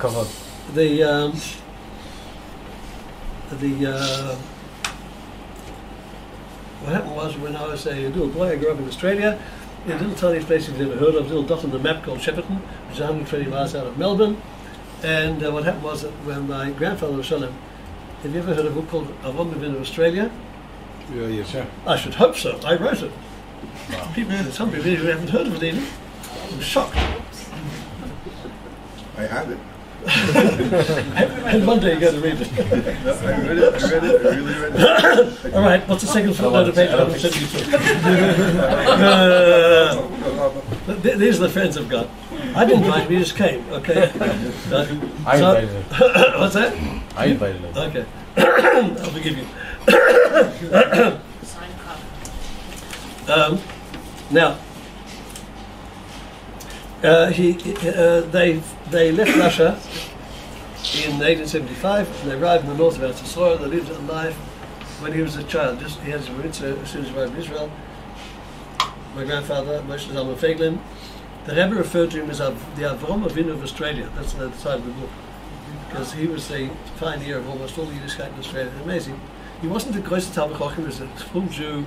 He learned all the right things and did all the right things. And, not a famous scholar or anything else, but he was a very, very firmly placed, knew exactly which way he was heading. He was a sweet, wonderful Jew. And I grew up in his, right next door to him from age 3 to 11 and to 14 afterwards. We moved to a big city until his last day in when I was 20. So I had a daily contact with him from age 3 to 20. The Rebbe was not in the habit of dubbing people with all kinds of fancy titles like this one's a tzaddik, this is a chassid, this one's a chacham. It was not his style. But this was a very rare thing. He referred to him twice orally and once in writing to my kid brother in his letter for Israel, as I've already illustrated.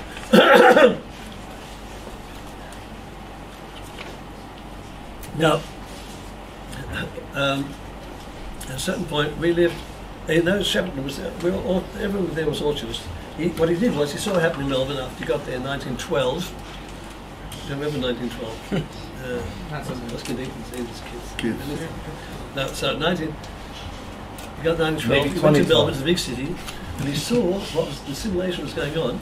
In my time, which was later, there were sons of Orthodox Rabbanim who married shiksas. Okay. There was a demographer, that means an expert in population growth, who estimated that in X years, which was a few decades, there would be no surviving Jew in Australia. That was the rate of assimilation. So my grandfather saw what was going on there. By that time he already had 100 kids. And he collected a bunch of other Jews who come out from Eretz Israel. Excuse me, if anybody wants to wash, you can wash downstairs. And he took them out, and 120 miles out of Melbourne, and he set up a tiny farming community in the shul, about half the size of this. That was the shul which my mitzvah celebration, about this big, in little wooden, humble wooden building, and that was the shul. Eventually, by the way, that was the shul in which Tom Hitzman in Australia was founded by Adol Sarabansky. One student sat there for 6 weeks, and the second guy came. Who was the first one? Adol Sarabansky. Who was the first student? Yeah. Wow. Who was the second? What? Who was the second? Way back. Anyhow, back to the story. So we lived next door, but the houses were isolated, one to the other, in the middle of orchards. His own orchard, fruit orchard. What happened was that when my grandmother passed away, she passed away much before him. So he was left alone, an old man, in the big house by himself. So his kids decided, this is no good, so somebody should sleep there in the same house. And we lived closest, very close. And besides, I used to learn with him every day after school. I never went to a Jewish school, Baruch Hashem, so I wasn't ever turned off from Yiddishkeit. So I went to Goshen school. So I slept in the bed next to him for all the years from age 12 till 20 till he passed away. Now, one night, I should add one thing about him. He was always calm and placid. He went through rough times in the course of his life. They lost 4 children in the course of their life. They suffered extreme poverty when they first came to Shevin. My mother, Leah Shalom, remembers that there came a day when her shoes fell apart so much there was nothing to put feet into. The only shoes nobody could afford to buy shoes. The only shoes in the house were the ones that used to belong to her big brother Yosef. So she went to school in these shoes, and when she was in her 80s, she remembered the name of the little Shiksale, the little non-Jewish girl, who got all made a big circle of the other little Goyish girls around. Said, "Just look at the little Jew girl, look at her shoes." That was the poverty was like. But this Jew, my grandfather, was always placid and I'd be good hands, right? I'm going to correspond with hands, everything's going to be good. He started this community, he was the Valkyrie, he was the Chassan, when he had to be, he became a Sheikh also, whatever he had to do. But he did all that, people, whoever wanted to send their kids, which was 1 or 2 families, they used to come to him. So, I never, in all the years I knew him, aged 3 to 20, never once saw him impatient or angry or irritated, anything like that. Whatever's happening is all for the good. It was everything as it came, peacefully, calmly. He never got mad at angry at anybody. Never happened.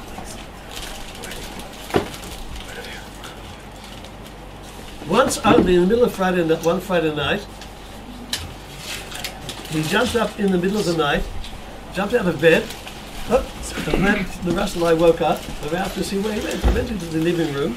At the head of the room, there was a piece of furniture, and on that, leaning on that, there was the best-known picture of the REBBE, with whom he had corresponded all the years. He never saw the REBBE. In those days, people didn't simply jump across from continent to continent. There was such a warm correspondence. There were literally dozens of letters of his Kodesh, an affectionate, loving letter to the Rebbe and the Chassid who never saw him. But his kashrus, the bond was so strong. This is what happened. So anyhow, in the middle of the night, he woke up. He ran into the living room. So I ran up to see what happened. So I go there and he points to me. He shows me the picture, which was leaning on the wall, was leaning on this miznon. It was a framed picture of the REBBE. The best known picture, the one in which he was wearing a spoddik, and he's looking up at the camera at this angle, right like that, right? The picture had fallen to the floor, and the glass broke. That sound woke him up. So he tells me, absolutely tough, something happened. So I was just a kid, this big 12. I told him, I said, oh, it was must have been the wind from the window or something like that. The little old men don't go to sleep without closing all the windows, locking all the windows first, not any wind. So very resourceful 12-year-old. So I said, maybe there was a tremor. The last 200 years there hasn't been a tremor in Australia. Anyhow, he wasn't calm. In the morning, my father, Lo Shalom, and Rabbi Vashansky was the first of the Russian Chassidim who my grandfather went to Australia, came into say good Shabbos, and then we used to walk together along the bank of the irrigation channel, wildflowers on both sides, and fruit orchards blossoming on both sides. It was beautiful. To this little tiny wooden shul, and they used to drop into my grandfather first to say good Shabbos, and then we'd walk together. And my grandfather on the way would either tell the Maaseh of Baal Shem Tov or tell a Medrash. That was the standard procedure. So this time, instead of saying good Shabbos, he brought them into the living room. He showed, look, something's happened. So my father, Shalom, and Sal Vashansky tried, he's the grandfather of Vashansky in the Tzfas. So tried to tell him, no worries, it happened. Happened. Everybody has worked out by now what date it was. Yud Shvat Tafshin Yud. On that Shabbos, the Fili ever passed away. You told us that exact story in the classroom. In the classroom? Yeah. My older sister, may she be well and strong, remembers that Moshe Shabbos, after Havdalah, my grandfather asked her to sweep up the glass pieces. So you see, Kiskashres has nothing to do with slogans and mottos and chitzonius. It has to do, it's a soul connection, which means it can also happen today, up 10 years after Gimel Tammuz, after we don't see the Rebbe physically. It's a soul connection. So that's the one of the say distinctive gifts of Chassidus to the world is the discussions with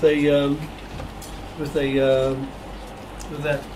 I'll just mention one other point, and that is the feeling of the responsibility that every Chabadnik experiences for every fellow Jew. Outreach. There's a famous, very well-known story when the Mittler Rebbe was a young married man. He had a little baby in a cradle, and the Alter Rebbe was, I thought it was upstairs and he was downstairs, I think. Anyhow, the Alter Rebbe heard in his other apartment there was a baby crying. He goes there, and he sees the Mittler Rebbe, his son and successor. He sees the Mittler Rebbe is sitting there studying the Holy Torah, and he's repeating. He doesn't hear this little kid who's 2 feet away from him. He's crying. He was so engrossed in his studies. He said, Mittler Rebbe, come on. So he didn't hear anything else. He didn't hear his own kid crying. So he came down and said, see what happened. And so he shows his son, what's your kid? The little kid is crying. So he showed him. He's busy saying.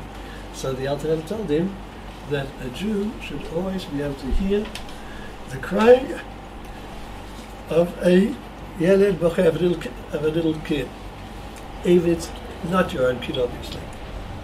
And there's so many people. I mentioned before that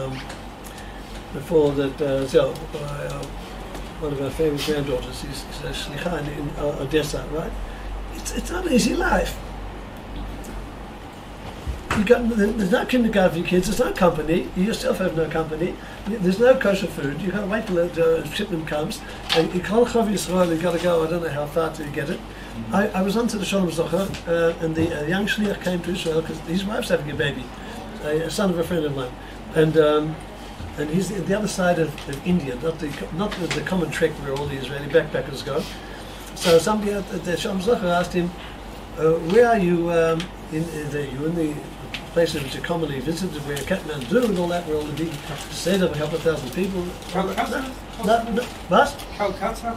Something like that. It was an unpronounceable name. And he said, no, he's the other side of India. But where are you? He said, 2.5 hours flight from the nearest mikveh. And that night he said that he went out to the shuk, to the marketplace, to buy food for the Gadol he prepared. And he met a whole lot of Israelis and gave them flyers to invite them to come for the Simchas Torah night that night. And his wife prepared, I mean, with the facilities they had there in the wrong side of India, prepared, and we came to the night Seder, absolutely nobody turned up.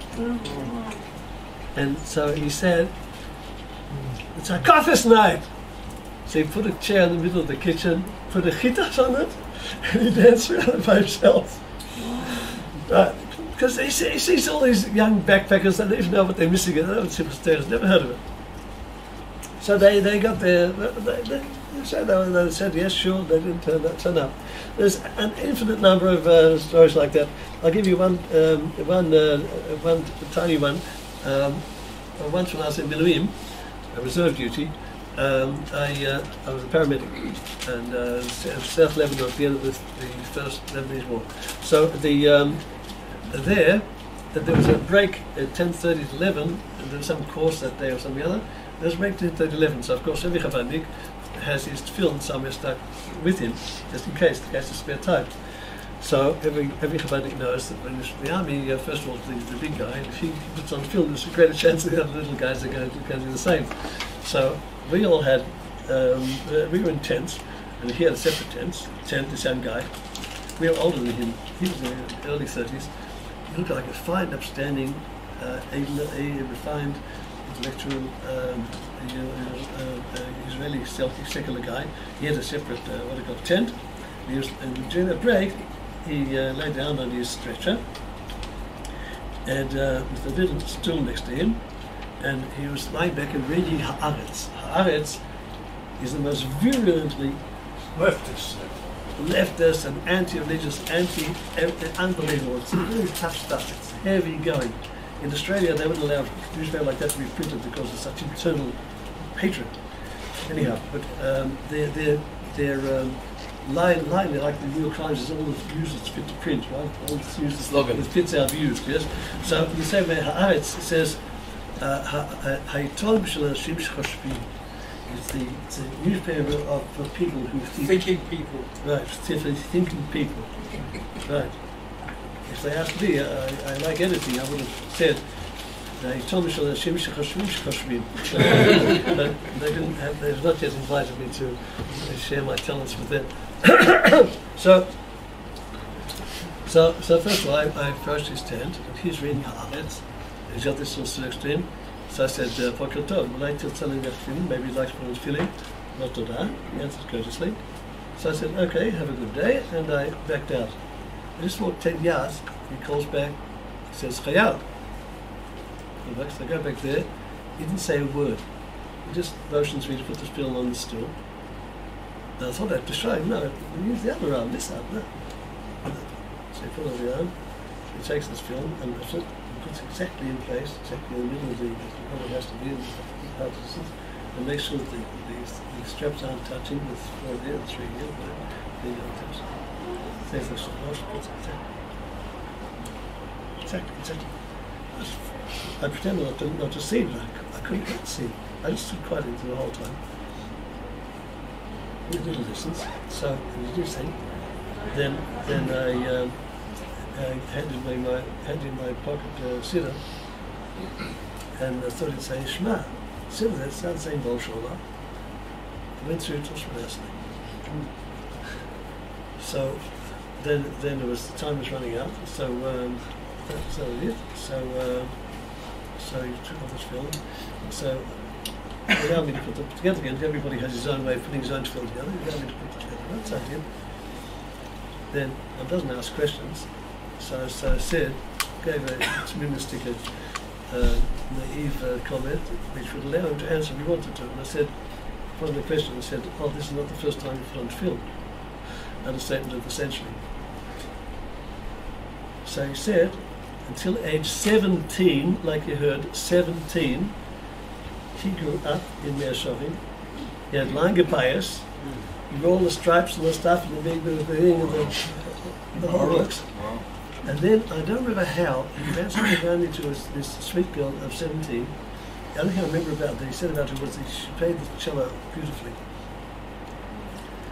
Kids, eventually, he dropped everything, left the community, left his Yiddishkeit completely, and then they went off to, I don't know, from Tel Aviv or some fashionable place in Tel Aviv or something like that, and they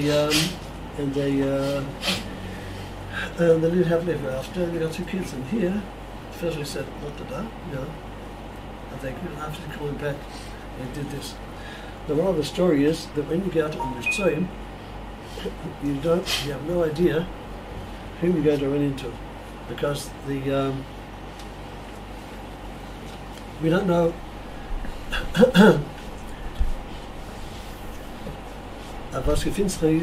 don't know what's hiding inside the soul of some other Jew you're running into. It's unbelievable stuff. And I'm going to add one more story before Anigan, and that is another big thing that the Alter Rebbe talks about, and is common to all Chassidim, because there's a big principle of Baal Shem Tov, and it's filtered down to all the ranks of Chassidus, not only ours. That is Hashgacha Pratis. Everything happens by detailed, specific divine providence. The Baal Shem Tov went so far as to say that this leaf turned over that number of times in the wind, and then gave shade to a little worm or whatever. It's all Hashgacha Pratis. In the course of one's life, one runs into amazing things. I can keep you till tomorrow morning on Shabbat, sorry but I won't. I told you, I promised my wife we'd be back in time for the family, so don't worry, okay? So, I'll try to restrict to one story now. Way back in 1955, I didn't say 1855, don't look at me like that.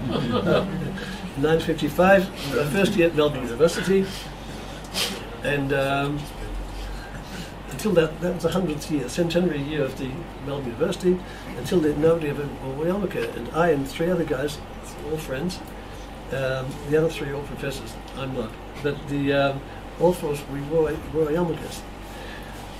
Different faculties doing different things. And yeah, so I just about think that was all, and everything was fine, everything was good.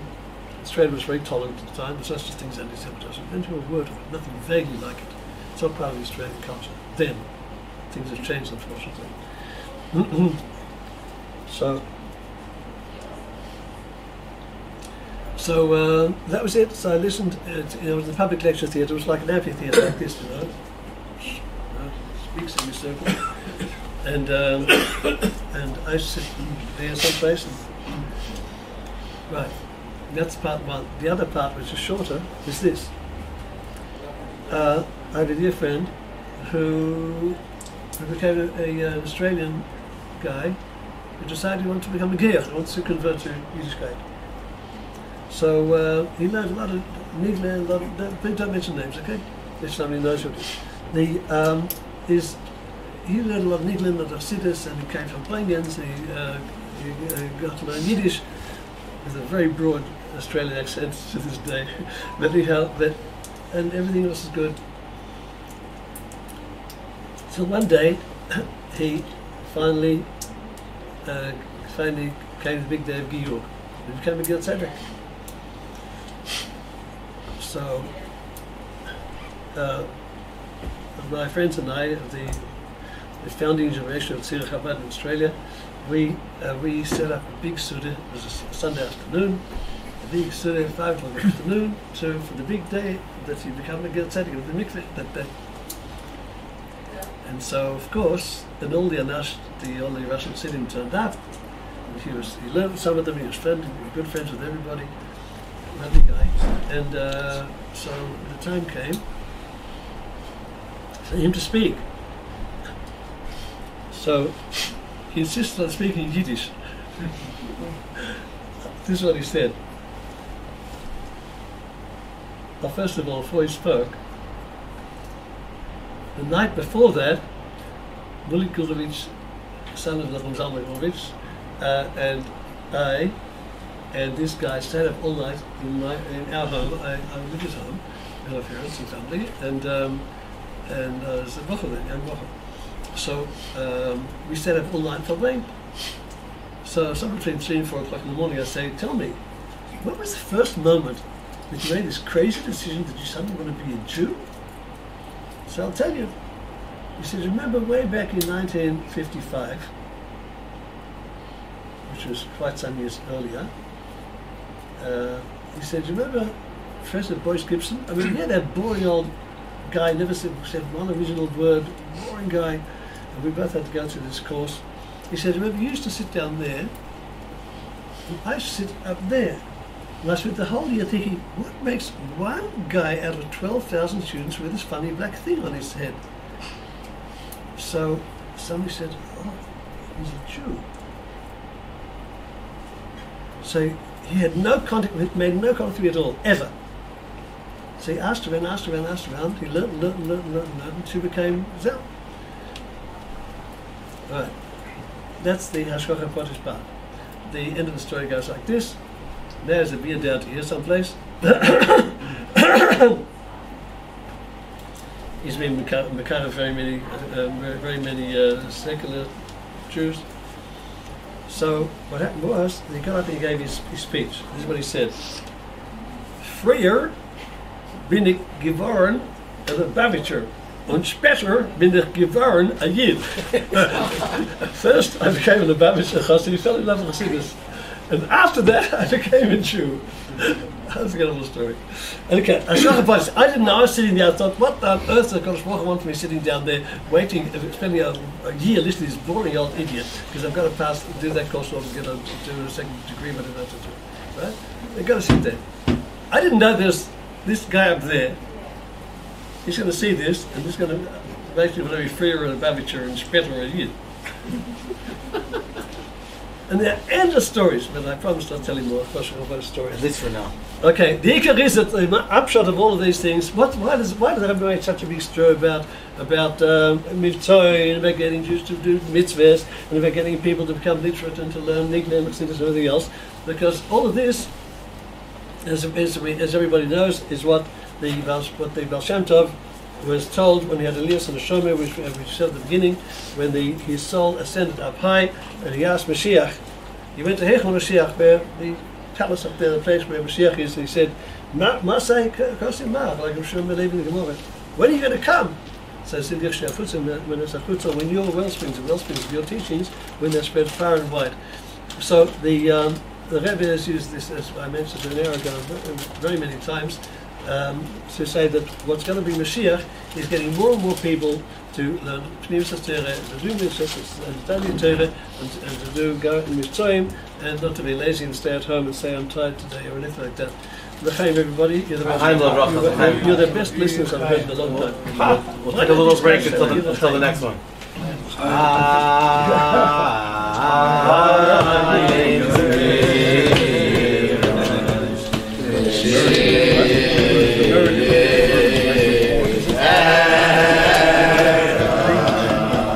Yeah.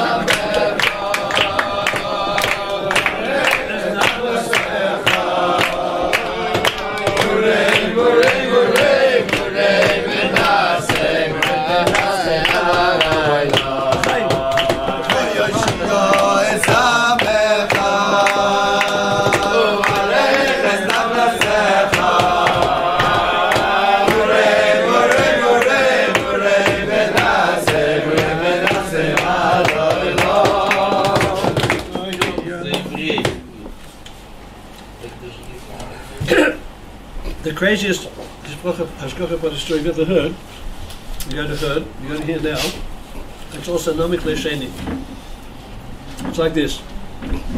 We came to Israel many years ago, beginning of 1970, and since I stayed back in Australia in order to get the matriculation class through the entrance exam to the university, so we arrived here in the middle of the school year.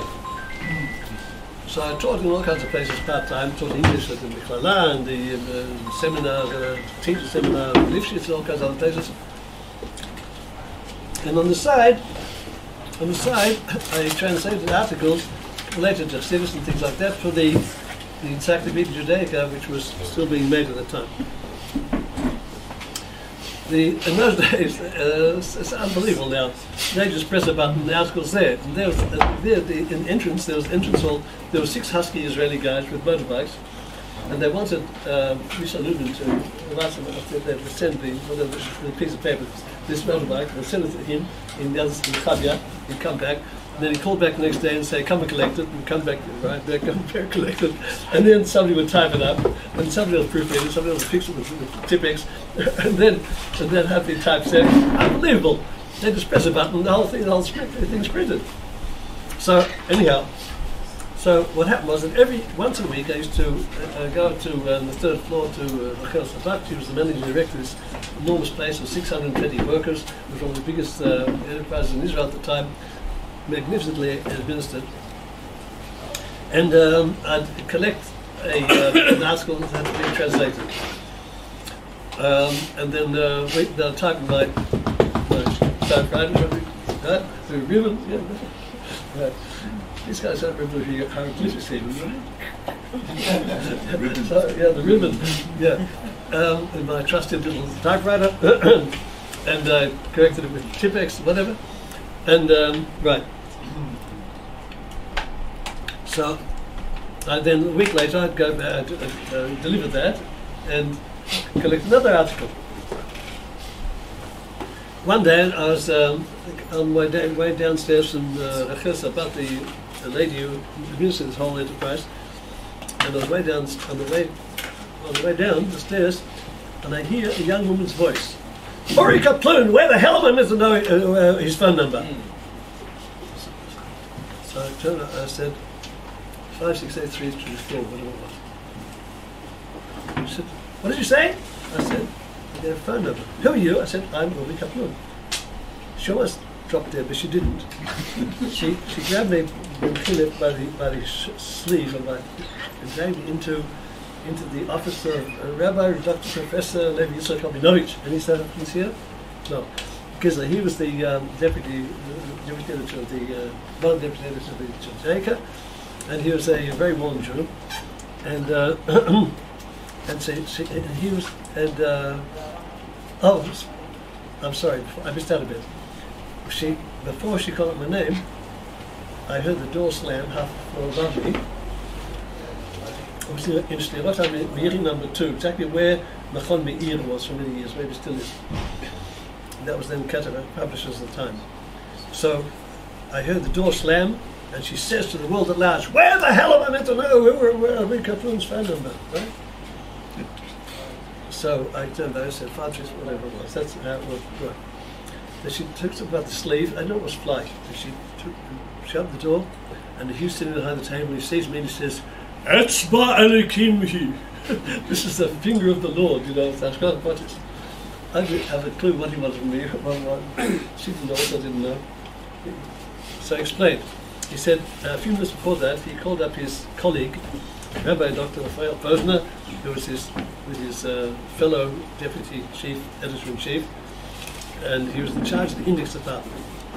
And Posner told him, this is Ashkocha Potis.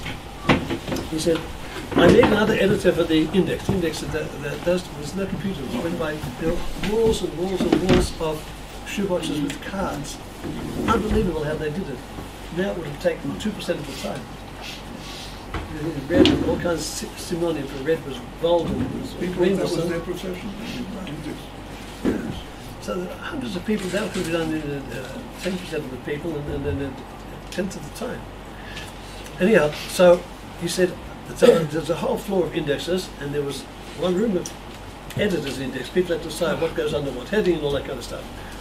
So his colleague had told him, and told this guy, said, listen, I need another editor for the index volume, which he was in charge of. The index volume occupied had a whole floor of indexes and room for the editors of the index. I need to go for the editors, and I need to go with these and these qualifications. This. Find me one. Can you find me one? So Rabbi Novish said, he hung up and he tells me. So he recalled that X years before that, when my wife and I were a very young couple, friends of ours who were both in the other world. Do you remember Jonathan Schenk? Yeah. Jonathan Schenk, now in the other world, Lema Shalom. They were old friends. So they were meant to host the guy in front of me for an evening, eating a meal. Well, it was planned, but if somebody came out for a big appeal or whatever, the film guys of the Board of Deputies used to make sure that they had all the invitations filled, so that somebody else invited them. They said sorry. so the people who came, the visitors, who wanted the meal, could be right. So I thought, to make it more interesting, I'll invite another couple. They weren't just the young couple, and him, there'll be us. So there were two couples, them and us. So Rabbi Novich, X years before that, remember that one night, it wasn't Friday night, one night, he met us at Jonathan Schenk's table. He said, what he remembers of me, it sounds as if I'm the guy who has the appropriate experience and qualifications. But how does he contact me? Now, by Shkocha Pratis, he ran into my father-in-law, Shalom, at Moshe Zegal, in the old city. He told him proudly, my daughter and son-in-law are coming from Australia soon. So he assumed he was going to be there soon. So he told his secretary, I remember her name until very recently. If she's alive now, she's in the 90s. He said, he was very short-tempered, before his sense of humour, he was short-tempered. He said, get me Uri Kaploun's phone number. So she had, pardon me, the guts for it. I think she's impatient. So she slammed the doors and said to the world at large, where the hell am I meant to know Uri Kaploun's phone number? And this guy, 6 steps down there, says, 85367. So he sent me to Mrs. Sabat, they signed me up, and during the course of those 6 years that I spent at Keter Publishers, I picked up Baruch Hashem all the skills have to do with bringing out a book from the very beginning, all the way through, translating and editing and the basis, all the way. I even saw how the bindery works and how they are designing covers, all kind of stuff, typography, all kind of things. And until one day I visited the REBBE, and a young man who was a bocher at the time, called Yona Avtzon. Some people here know him. Precious Jew. Passed away young. We were always good brothers. We worked together for decades, and we became always loving brothers. Wonderful person. He set us Sichos English when he was a young brother. So I saw him in 17, and he says, "Are you a such and such here?" He said, "Hey Uri, could you do for the Kushi Deburim what you did for Rav Zevin's Sipur Hasidim, the Hasidic stories, treasured Hasidic stories?" Right? And that's how it started. So Bashkocha Pratis, I happened to be, big quotation marks, that big. I happened to be in the staircase at the moment when somebody wants my phone number for this job, and those 6 years gave me all I needed to be able to do what I'm privileged to do now. Another way, Mr. Shem to give me is 11, I want to continue doing it. Okay, Kitzah, my father, Shalom, used to say that in the shtetl, it's a little township in Europe, they heard that the simple people there, they heard that in Vienna, in Berlin, in Paris, they say that, who says that somebody up there? the intelligentium, the intellectuals over there, Some people say there's somebody up there. Some people say. So in the little shtetl, all the illiterates they got together. They decided they would sit for 7 days and 7 nights. We're going to decide. We're going to decide. Is there something that there isn't there? So they discussed, and they came to the conclusion, as the Rebbe filled the Rebbe to develop. By and large, God runs the world. So and then the man and the so we like those good Jews there, we say that by and large, Bashkochev brought this to a crazy extent, like this example. A crazy extent, and God runs the world. We haven't taken part of us on Nafshi, huh? Saying it. Don't worry. Oh, it's excited the words I mentioned before the beginning. Would you say it? Sorry, okay. Well, we haven't sung this Alter Rebbe's Nigen. That's right. And before there's Nigen Achone, the Nigen for British Alter Rebbe's Nigen. The Alter Rebbe's Nigen is Nigen the Alter Rebbe composed, and a musicologist, brilliant young man, an Israeli guy, who did a study of this. He was in the Karev by my brother-in-law, Rabbi Ginsburg, maybe well and strong in the health. Amen. You can forschaffen. Rabbi Ben. So, right? It's called Yitzchak Feivish Ben Reine Malke. Reine Malke, Shara Forschaffen. My brother say Amen.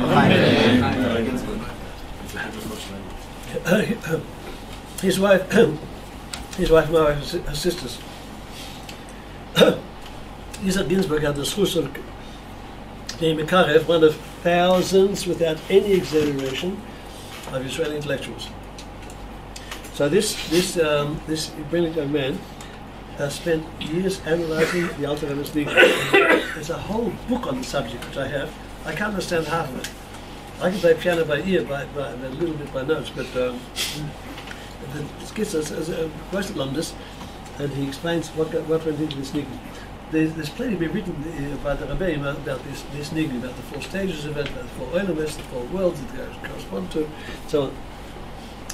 And that's all they're saying. And traditionally, before singing that Nigen, there's a Nigen Achone, a Nigen of preparation to set the mood for it. And by the way, something I've never seen in Israel, the old Russian city monks, who my grandfather was supposed to bring out to Australia and made the big revolution out there, when they sang out there was Nigen, it was a matter of fact, a matter of course, everyone used to stand up. Nobody dreamt of singing out everything seated. I never saw once in Israel, not when I was a book, after we came here. But that's what the Russians used to do. So the Nigen Achone goes like this.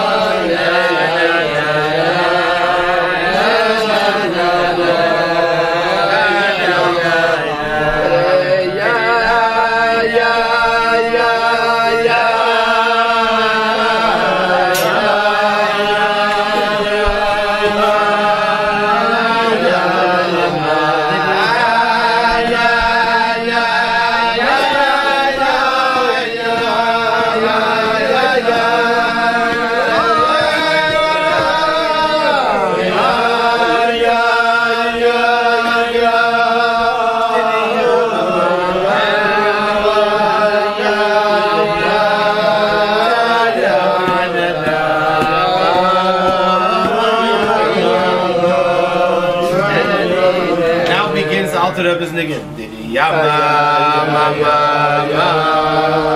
Didi yama mama ma. Didi da da da da da da. Didi yama mama mama mama ma. Didi da da da da. Now we start again. Didi yama.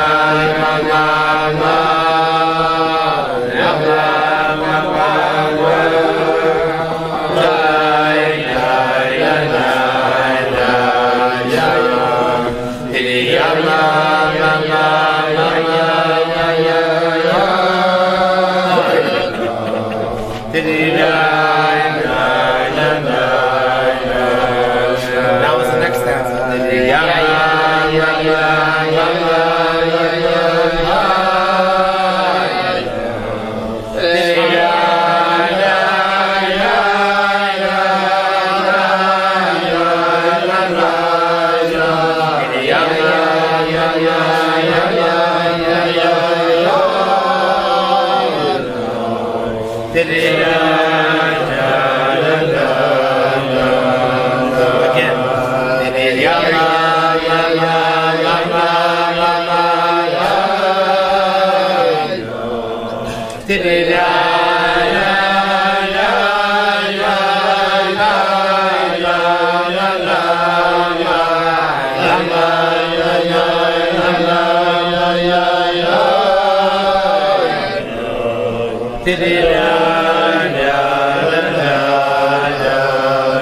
Next stanza.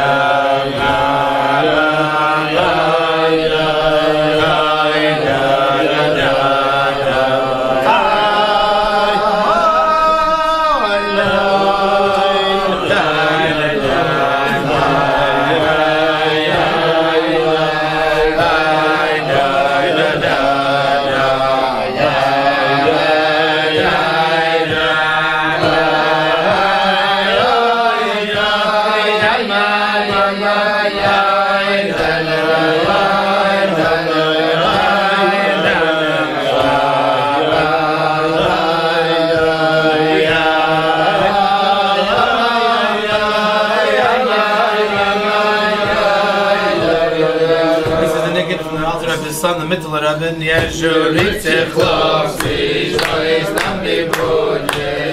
Payedim Danka Janko Yamye Vodka Bodye Jolitze Chlopsi Shois Nami Bodye Hey Mi Payedim Danka Janko Yamye Vodka Bodye Hey ay ay ay ay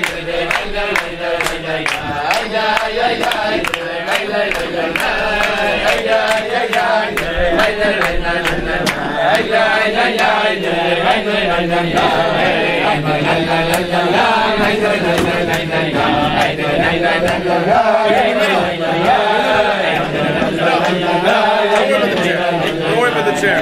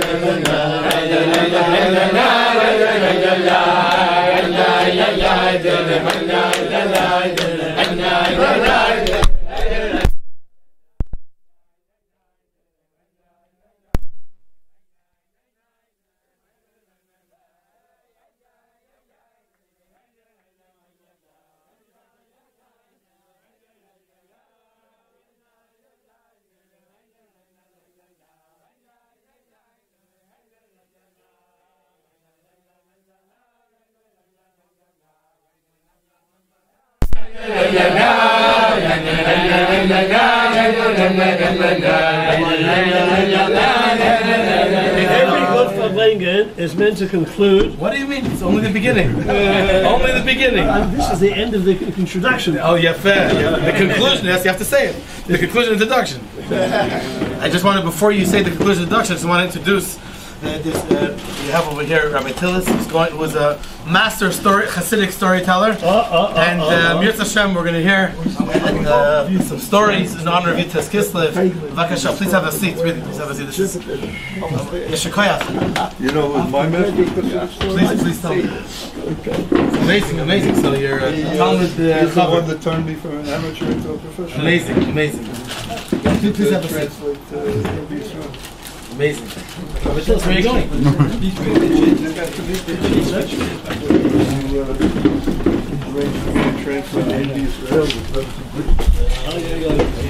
Now you can say the conclusion of the introduction. First of all, every good thing is that we went to conclude with a hachlote. That means a practical decision. While we were dancing, so I decide what I have to decide to do. Because don't tell anybody, but you can tell some people say that I didn't claim that I'm not perfect. As Kissa, everybody has some areas that has to be tightened up a little bit. So a positive thing. So I made my little hachlote while we were busy singing and dancing. And what I'm suggesting is that everybody should say the Chaim, with or without the Chaim, and should remind yourself that Farbrengen is a wastage of these storehouses, of treasure houses, if it doesn't produce something practical. So everybody has time now to think for a minute about something that needs tidying up or something. Perhaps it should be connected with adding and learning Chassidus. Right, the Rebbe used to always emphasize, and that hachlote should include what we just heard now. That should include increasing in some way one study says something Rechavia, or making that Rechavia more meaningful, or maybe to host a shir for Hakel in your house once a month, or even once. There's a shir. Maybe that's another idea too. A shir Tanya in English ran in their house for about 45 years. Wow. And they had a break for a while. And now the guys who are here tonight told me to go to renew it in Yud Tes Hashem. Baruch Hashem. Amazing. Nice things about many more happy years. Oh, man. We just started. Come on. You speak as if you're an old man or something. No, I agree.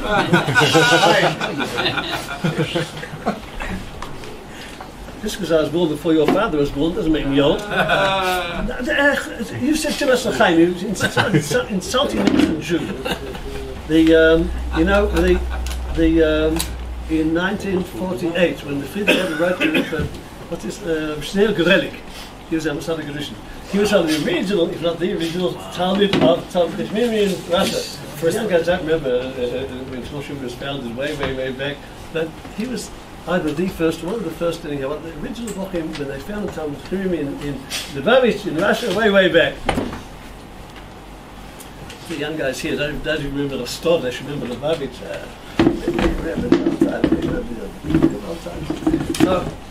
So the Rebbe, the Friedrich Rebbe is 1948. Time the Rebbe Yeshvitzok, the Rebbe's father-in-law, he wrote to Rav Shneur Gerelik and said, "I'd like you to become Rav of the new village, the Rabbis village, for Chabad." So he said, "Excuse me, Rebbe, but not in these words, but I'm already a certain age. You're so the old man." So the Friedrich was horrified. He doesn't say things like that, old man. He said, what matters is that you should be young in spirit. Now, if the Rebbe gives an order and says you're young in spirit, then you are young in spirit. Now, he was El Masada Gerushin way many years after that. And we have a picture where he's dancing with all my Mashvel and all the other middle-aged guys in the 60s, they're dancing there already. By the way, our marriage is perfectly kosher. Baruch Hashem, we've been blessed with nachas, children, grandchildren, great-grandchildren, Ken Yibul. Even though there's no coloured pictures, no video. Oh yeah. The halachic experts will have to tell me whether the Kiddush and the Teifus is a video. And the 5-course meal that's with 5 forks and 6 spoons, all of that. If I can just add, it's a big issue today where the photographers, they tell everybody to move out of the way, like even the witnesses, the Eidim. And the Eidim are the ones who are supposed to establish all Kiddushin. And one of the things they teach us, seriously, is to listen. Halacha, that's the main thing. The photographers, with all due respect to Mordechai, they'll figure out a way. If they're professional enough, they'll figure out. I was in Hubber once when the photographer told the Rav. He's playing the picture, a film of pictures. What's the Rav doing here? He's playing the picture. It's a massive show. Perhaps the pictures of Kedusha is not good for us. Of course. The so there weren't 5 forks, and there weren't 5 forks of Kitzah, and the 7-course meal consisted of all he did is my Schwieger my mother Leila Shalom, wonderful sight, a kind lady. So she and all the other Indians got together. They set up all night and they cooked chicken. Thank you. So everyone got a helping of chicken with a pile of rice and chopped carrots. That was the first course, and the second course, the third course, and the dessert.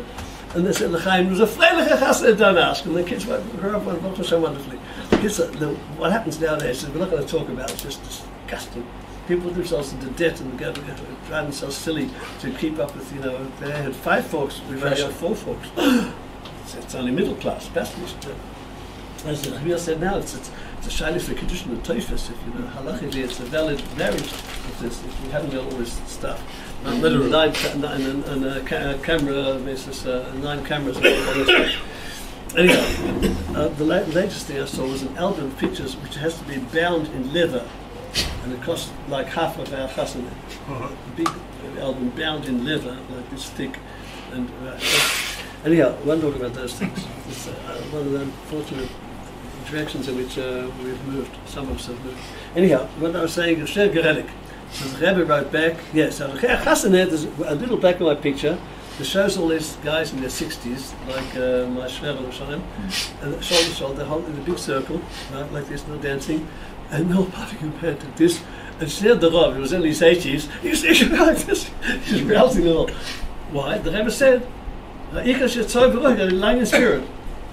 Now, at age 94, he was still Paskin and Shilas, and he was giving a daily shiur in Gemara, a heavyweight one. He learned Gemara every day with Meir Borovsky, uncle of my wife's. It was a Litvak who moved into the fold, and and he wrote such a the Gemach, and he dealt personally with issues of shalom bayis, of domestic harmony and marital problems within couples, and a wonderful sense of humour, and Levitic. And at his prime, in Nebuch, he was on the way back to Yerushalayim, he came here to Yerushalayim to be Masada Kedushin for somebody other. On the way back, there was a horrible traffic accident, don't ask.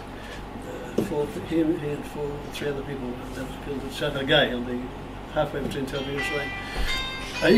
Ayika, the Rebbe says you've got to be young, so you've got to be young, that's it. So if the Rebbe gives health and ability, so there's no such thing. Rabbi David Hollander, do you ever hear his name, Rabbi? Sure. Yeah. Beautiful, wonderful Jew. So he was in Australia too. So Rabbi David Hollander reached in the 70s or something other. He told the Rebbe, look, he was the rabbi of Fifth Avenue Central. No, he was in Brighton Beach. Brighton Beach. He was in the Bronx, then in Brighton Beach. Okay. Anyway, I see what you mean. But said he was a prestigious shul, and he had he was a magnificent orator, and he used his gift, by the way, for in the course of Mihu Hudi, who is the Jewish Jew, which is going to be a big question now with the new government. And so he told the Rebbe that he's already in the 70s and it's time to retire. He wants to write his memoirs or something like that. And the Rebbe's answer was, Rabbi for life. Again? Rabbi for life. Exactly. Rabbanus is for life. Then I heard from him. Rabbanus is the Farbrengen. Like L'chaim, Rabbanus is for life, and he did it. Before my not existed, there was for 2 years there was a little Babish English language BT Shevet's founding ceremony was in our living room. In Yerushalayim? Yeah, in Gratzu. Martin Stern was the rabbi of Gratzu, right? And two friends of yours. What? Moshe Miller. And who's the other one? And yes.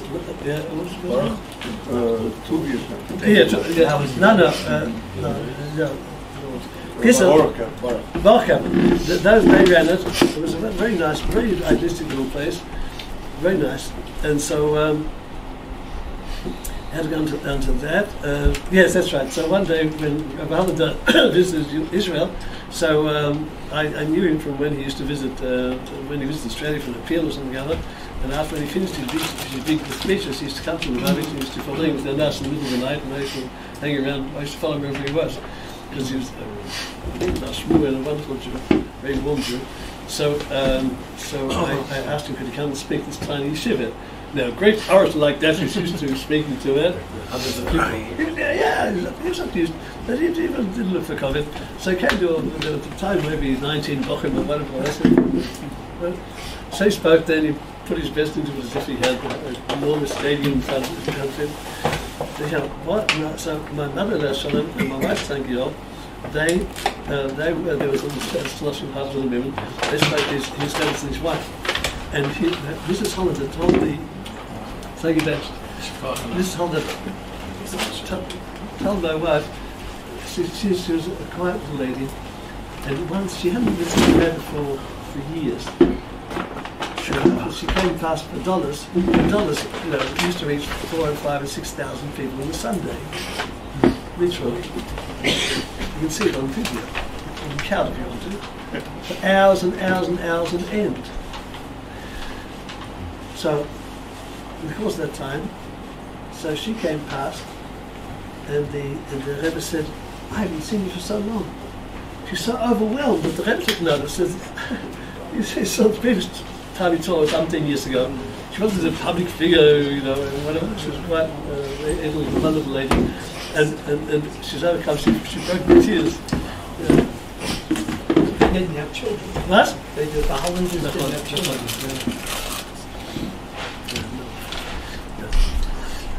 Did I go to Holland now? Rabbanus for life. By So what's the lot? That's right. By the That's way, he passed away. It was like a few days. Smichas to Pesach to leave. And Shabbos HaGadol, he was in the hospital. He called a few people that were still in his shul to give his Shabbos Shufa or Shabbos HaGadol drasha from his hospital. Really? Yeah. Wow. I know someone who was there. They never told him to. He kept it. This was have to give him Thomas. I'm just saying, he kept going. He prepared his drasha every week, and the last week in his life, he gave it. The Rebbe said, no, Chabad says for life. He gave it from his hospital bed. Amazing. Yeah. It's amazing sometimes that people have very mediocre talents, and the Rebbe energized and convinced them you can do things, right? I know the people who set up all the magnificent network of yeshivas in Australia, some of them, they weren't all gifted and machas and organizers and London, whatever, but the Rebbe convinced people, you can do it. And they did it.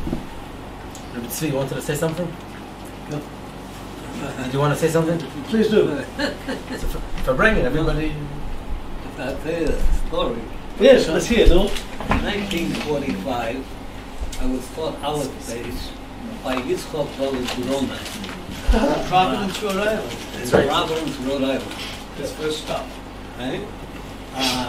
Where was this? This was in Providence, Rhode Island. Okay. The previous Rebbe sent him down to Providence, he and Yossi Goldstein, Uncle Yossi,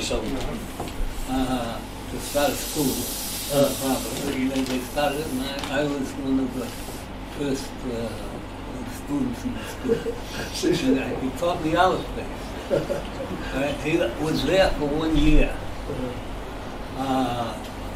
Anyway, I didn't hear from him. I heard about him that he went to Australia. Yeah. You can kill Justin. Till they cut it upside down. Yeah. So happened in 1995, my daughter married in Australia. Yeah. What family? His name was Wernick. Wernick? Wernick. Yossi Wernick. Yossi Wernick. Different one.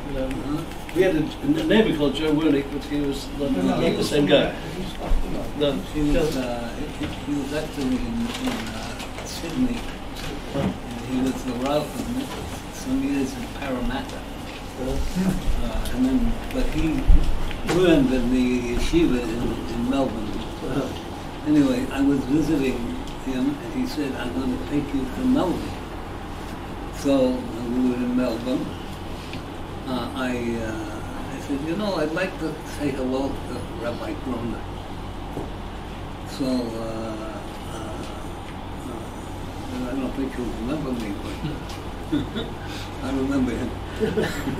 Anyway, so we went to Rabbi Grona's house, and this is 60 years after I saw him. And Rabbi Grona, I said, his wife took us into took us into his bedroom, because he was at the time he was bedridden. Yes. Anyway, and I went up to him and I said, Rabbi Grona, I'm Herschel Smith. He looked at me and he said, "From Providence?" This is 60 years later, it blew my mind completely. He had a lazy memory, yeah. He was a very special, wonderful Jew. Yeah. That is one of those.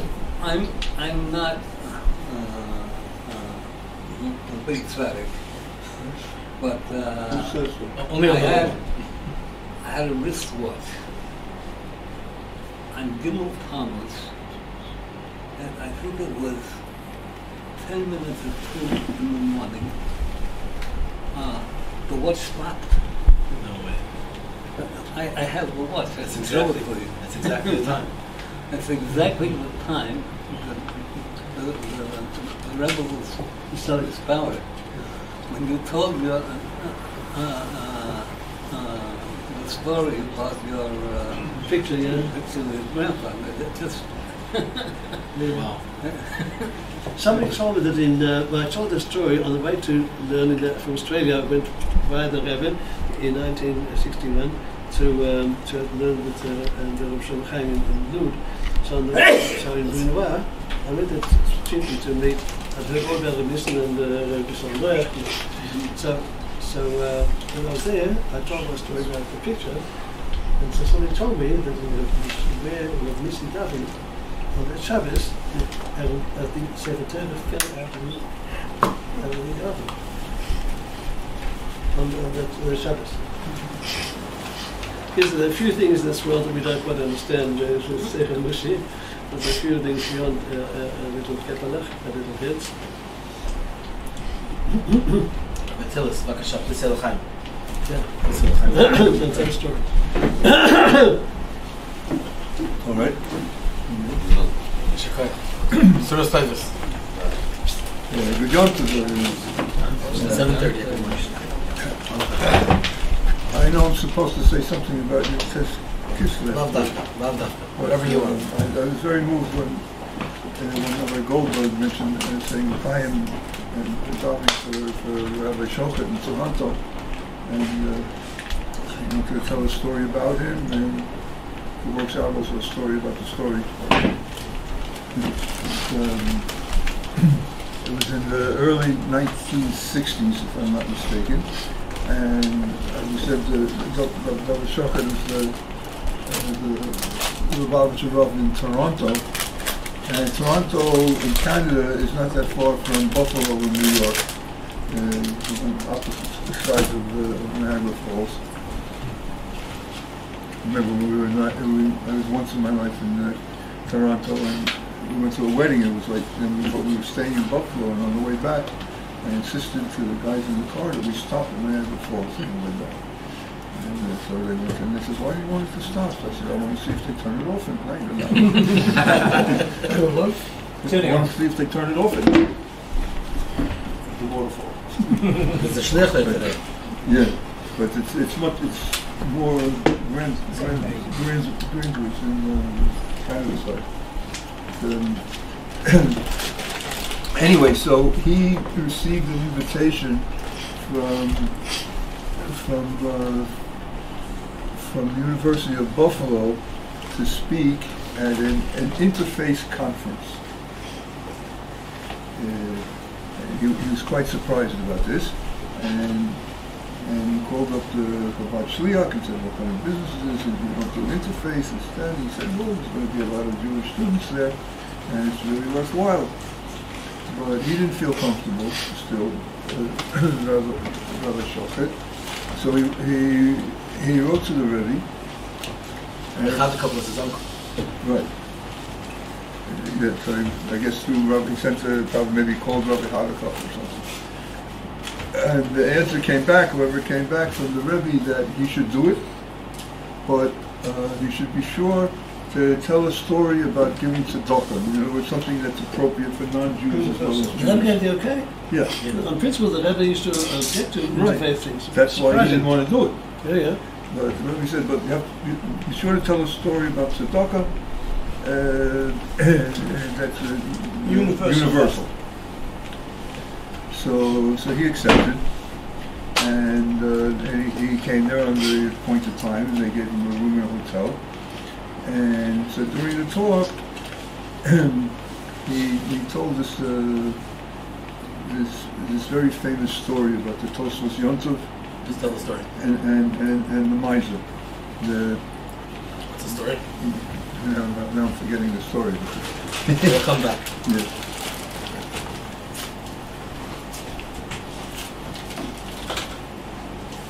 Is that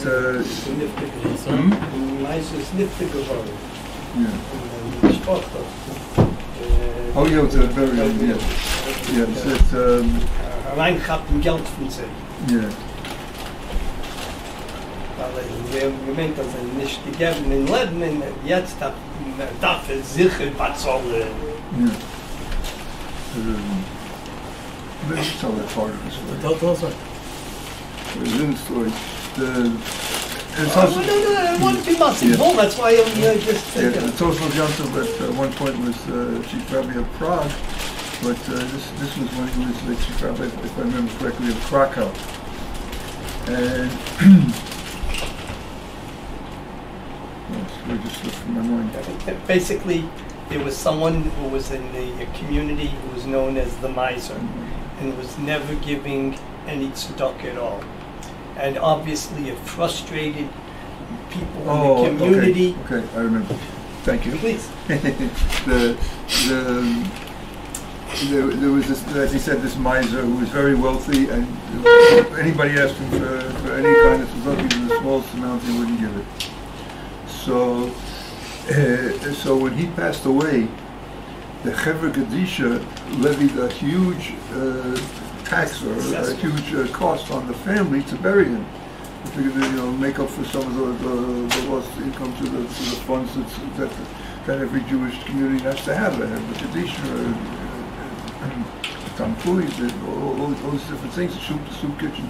It's food for the pork and for the piska, basically all these different things. But they had him over the barrel. They figured they got to bury the guy. He's never given. But don't give up the opportunity to get some money from this family. So they were outraged and they didn't want to do it, and so they went to the basement with the Tosfos Yom Tov. Tosfos Yom Tov is a major commentary on the Mishnah. The Yom Tov Littman Heller Levi.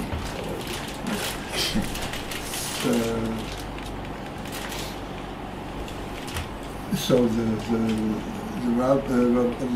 Tosfos Yom Tov told the Herber Kadisha they should bury him and they should notify him when the funeral will be, that he wants to attend. So the word went out that Tosfos Yom Tov is going to attend the miser's funeral, and everybody was very astonished that he would do this, but they figured there must be something to it, so the whole town turned out for the funeral. So after he explained, when they pushed him to explain, it was very interesting. He said when the week after, the Shabbat after the funeral, so the heads of several different community organizations, the Gemach, the Free Loan Fund, the Minos Shabbos Fund, they came to him and asked him for money that they didn't have enough money to give out what they give out every week. So and he was kind of surprised because that never really happened before. They seemed to be able to do their own fundraising without any problem. And he said, well, what's going on? Why can't you provide the food for people in Shabbos? He said, well, the butchers used to give us credit for meat for Shabbos, now they don't. And the bakery used to give us credit for house, but now they don't. The fruit and vegetable guy won't also give us credit. So he didn't. The Tosfos Yom Tov was perplexed, but he went and asked Each of the different vendors. people.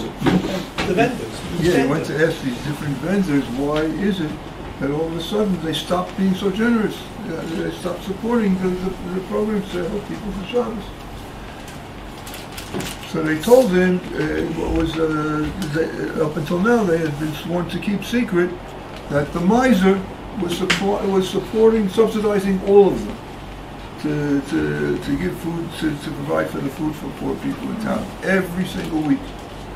And but now he wasn't around anymore. They couldn't really afford to do it.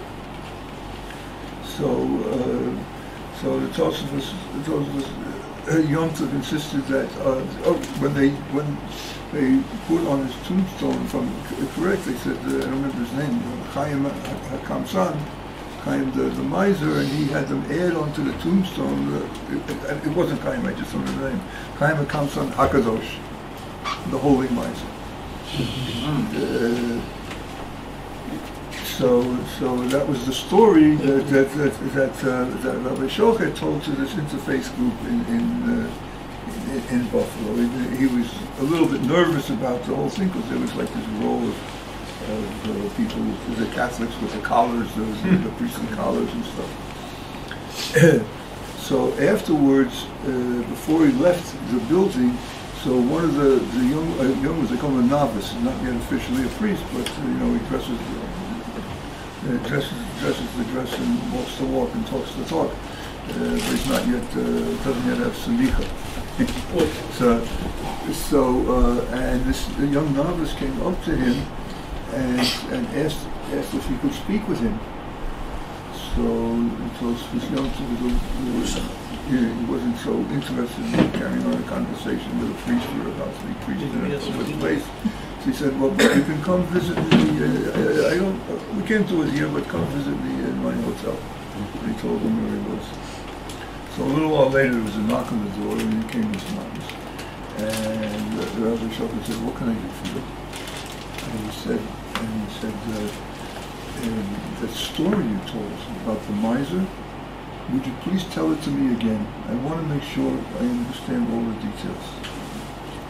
I didn't know why the young Catholic wanted to hear again a story about a Jewish rabbi. Well, okay. So I told him the story slowly, all the details. And the novice said to him, thank you very much, Rabbi. Please tell it to me one more time. So now Rabbi Shulchan started to get a little nervous. Clearly this guy is not quite normal. What's going on here? But he told it to him another time. And the novice thanked him very much, and he got up to leave, but then he turned around again and said, please just tell it to me again one more time. Uri Kaploun told us about in Australia, infinite patience, so I guess Rabbi Shulchan goes into that class also. And so he told him one more time, and then he said, okay, I have to go to sleep now, it's nice meeting you, etc. And for a while he wondered about, this strange incident, what was going on, but he forgot about it. And a number of years later, he was on a visit to Eretz Israel, and he went to daven at the Kotel. And while he was there, one of the, as Uri described, one of these Mea Sherim guys with the long face and the long towels and the stripes and this and that, came running up to him and hugged him and said, Rabbi Shulchan, I'm so happy to see you here.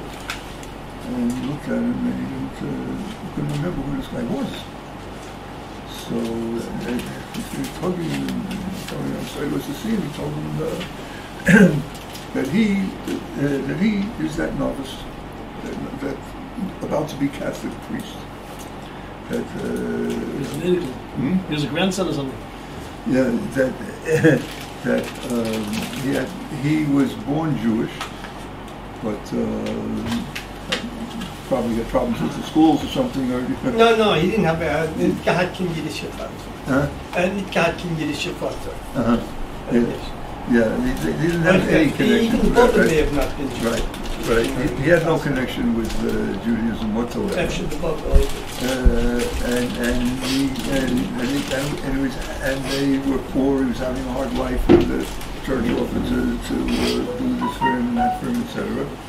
And so that's what he decided to do. He converted, but the only connection with Judaism he had was his mother told him that the story about her grandfather, great grandfather, I guess must have been a few generations more than that, who had this encounter with a rabbi, and it told him the story, and she told him like the story in basic outlines, the exact same story that Rabbi Shulchan spoke to this mixed group of Jews and Goyim. And he said, that's why I asked you to repeat it so many times. I couldn't believe it. This was the family story. And the reason it was in our family is they're descended from the miser. They were descendants of the miser.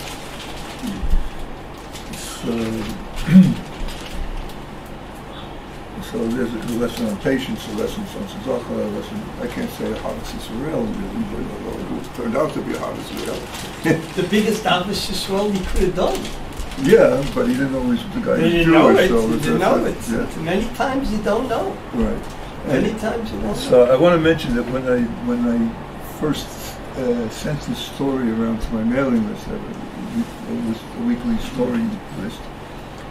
So I wrote at the end of it, I put in a note, this story has been told in the name of different rabbis also. And I want you to know, I verified my version and it's correct. So just a few days after that, I got a call from an old friend, an old friend who had become like a callback hustle of sorts, or anyway, very big fan of callback music. And he said to me, everybody knows that when you said that, and it's told by other people, everybody knows you met Reb Shlomo. Because really the story happened with him. And the reason I wrote this at the end was because whenever I would tell the story in a sense, you're familiar with the sentence, whenever I would tell this story, there was always somebody there that would jump up and say, no, it wasn't this rabbi you're talking about, this straight rabbi you're talking about, it was Shlomo. It was Shlomo. So I wrote what I wrote. And so he came up and he said, my friend, he's giving me all this musa about how can I say it when it's Shlomo. I said, look, I didn't mention any names, and it's really none of my business. You know, who was saying that my job is to make sure that what I say is correct. So he posted this on the callback WhatsApp. No, it wasn't WhatsApp. The callback email group, and I took a lot of abuse. Indirectly, it was through my friend. He would tell me what they were saying. But then at one point it became too much. There's one guy in the group. I don't remember his name, but he's like a Rav. He's an Orthodox Rav, and somewhere in the Carolinas, I think, or Tennessee, one of those places on the southeast coast. And he wrote like this: it can't be that this story is about Rabbi David Shochet, because I'm married to his niece, and if this was really him, so then I would know this story. I said, yeah, that was true. I told him, look, you know, forget this as far as, he's your uncle, call him up. Call him up. So then I get a very apologetic phone call from my friend, that he called up, because this young reported back to the group, he called up Uncle David, and he said, they sent him what I had written. He said, every single word is true, exactly as it is. So then they started going, you know, Shlomo and Rabbi Shochet were friends, so maybe he was there with him. And he was from Toronto. Shlomo lived in Toronto. Yeah. So he's saying, they're friends. So you know. I told him. I think. By the way, very often, if the Rebbe didn't hear a story from his father or the Frierdiker Rebbe, the Rebbe would make a disclaimer. Yeah. Just to let you know, I didn't hear this from my father or from the Frierdiker Rebbe. So like the sources. Good. Shouldn't we have a siyum on the Tanya? For sure. The young Shmimni here, my daughter wants to for sure siyum on the Tanya. Have you got a Tanya someplace? Right here. You better be. What's that? There better be. I've just got about a few. What's the name? I mentioned Rabbi Brisky in California. Two areas. He came and spoke at a cent once, According to the. and he told the story. And I was wondering about. So I went up to him afterwards. I said, "Do you have any problems with Cobra people telling you that?" Because to show about the Rambam. Yes. And that was I gave it to my teacher. I just happened to have it because it's all about how the Rambam looks at, you know, Olam Haba. Yeah. That's what we learned. That's what the Rambam learned in chapter 7. So I thought that's about the subject. He told the story. But I just happened to have one or two of these things.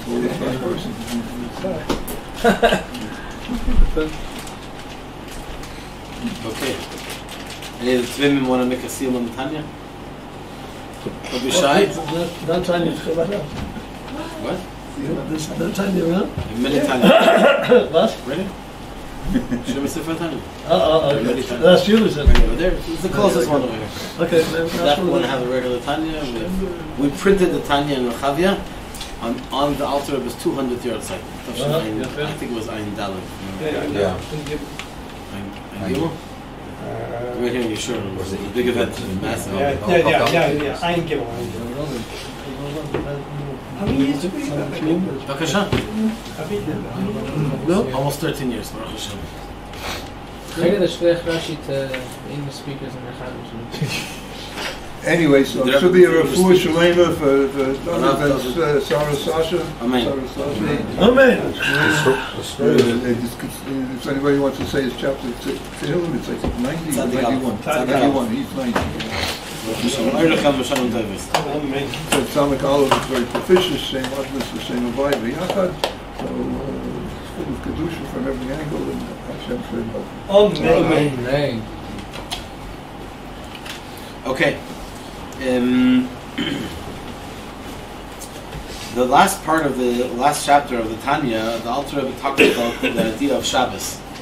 And when we think about Shabbos, we think about the do's and the don'ts.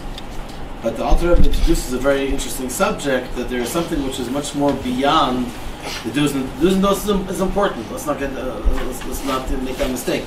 It's very important. However, beyond that, there's something which is even more important. So he says like this.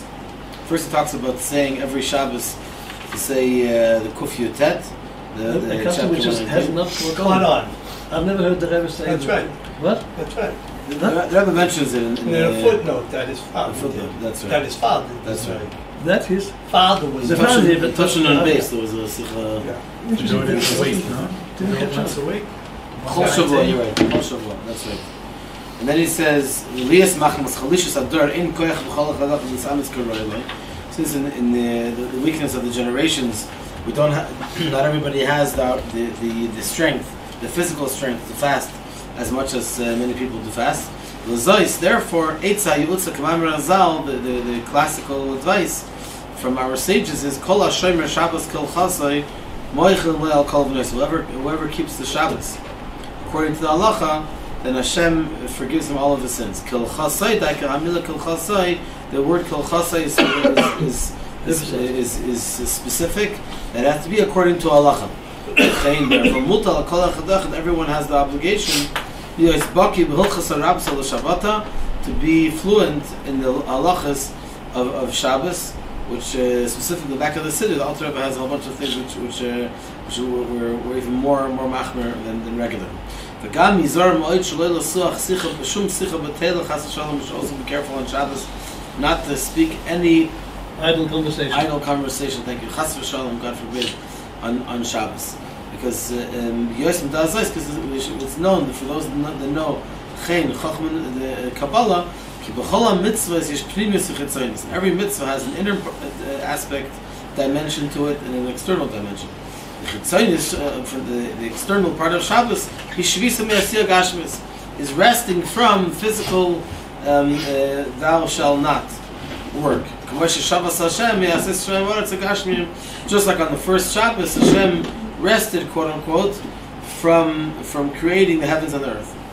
Then that's the external part of the mitzvah. The Pnimius Shabbos, what's the inner part of the Shabbos? Hakavana b'tfilas Shabbos, having the proper intentions, and davening in Shabbos, Talmud Torah, and learning Torah, to learn, and l'davka b'Hashem echad, to cleave onto the one Hashem. It says in the pasuk, Shabbos Hashem Alekecha.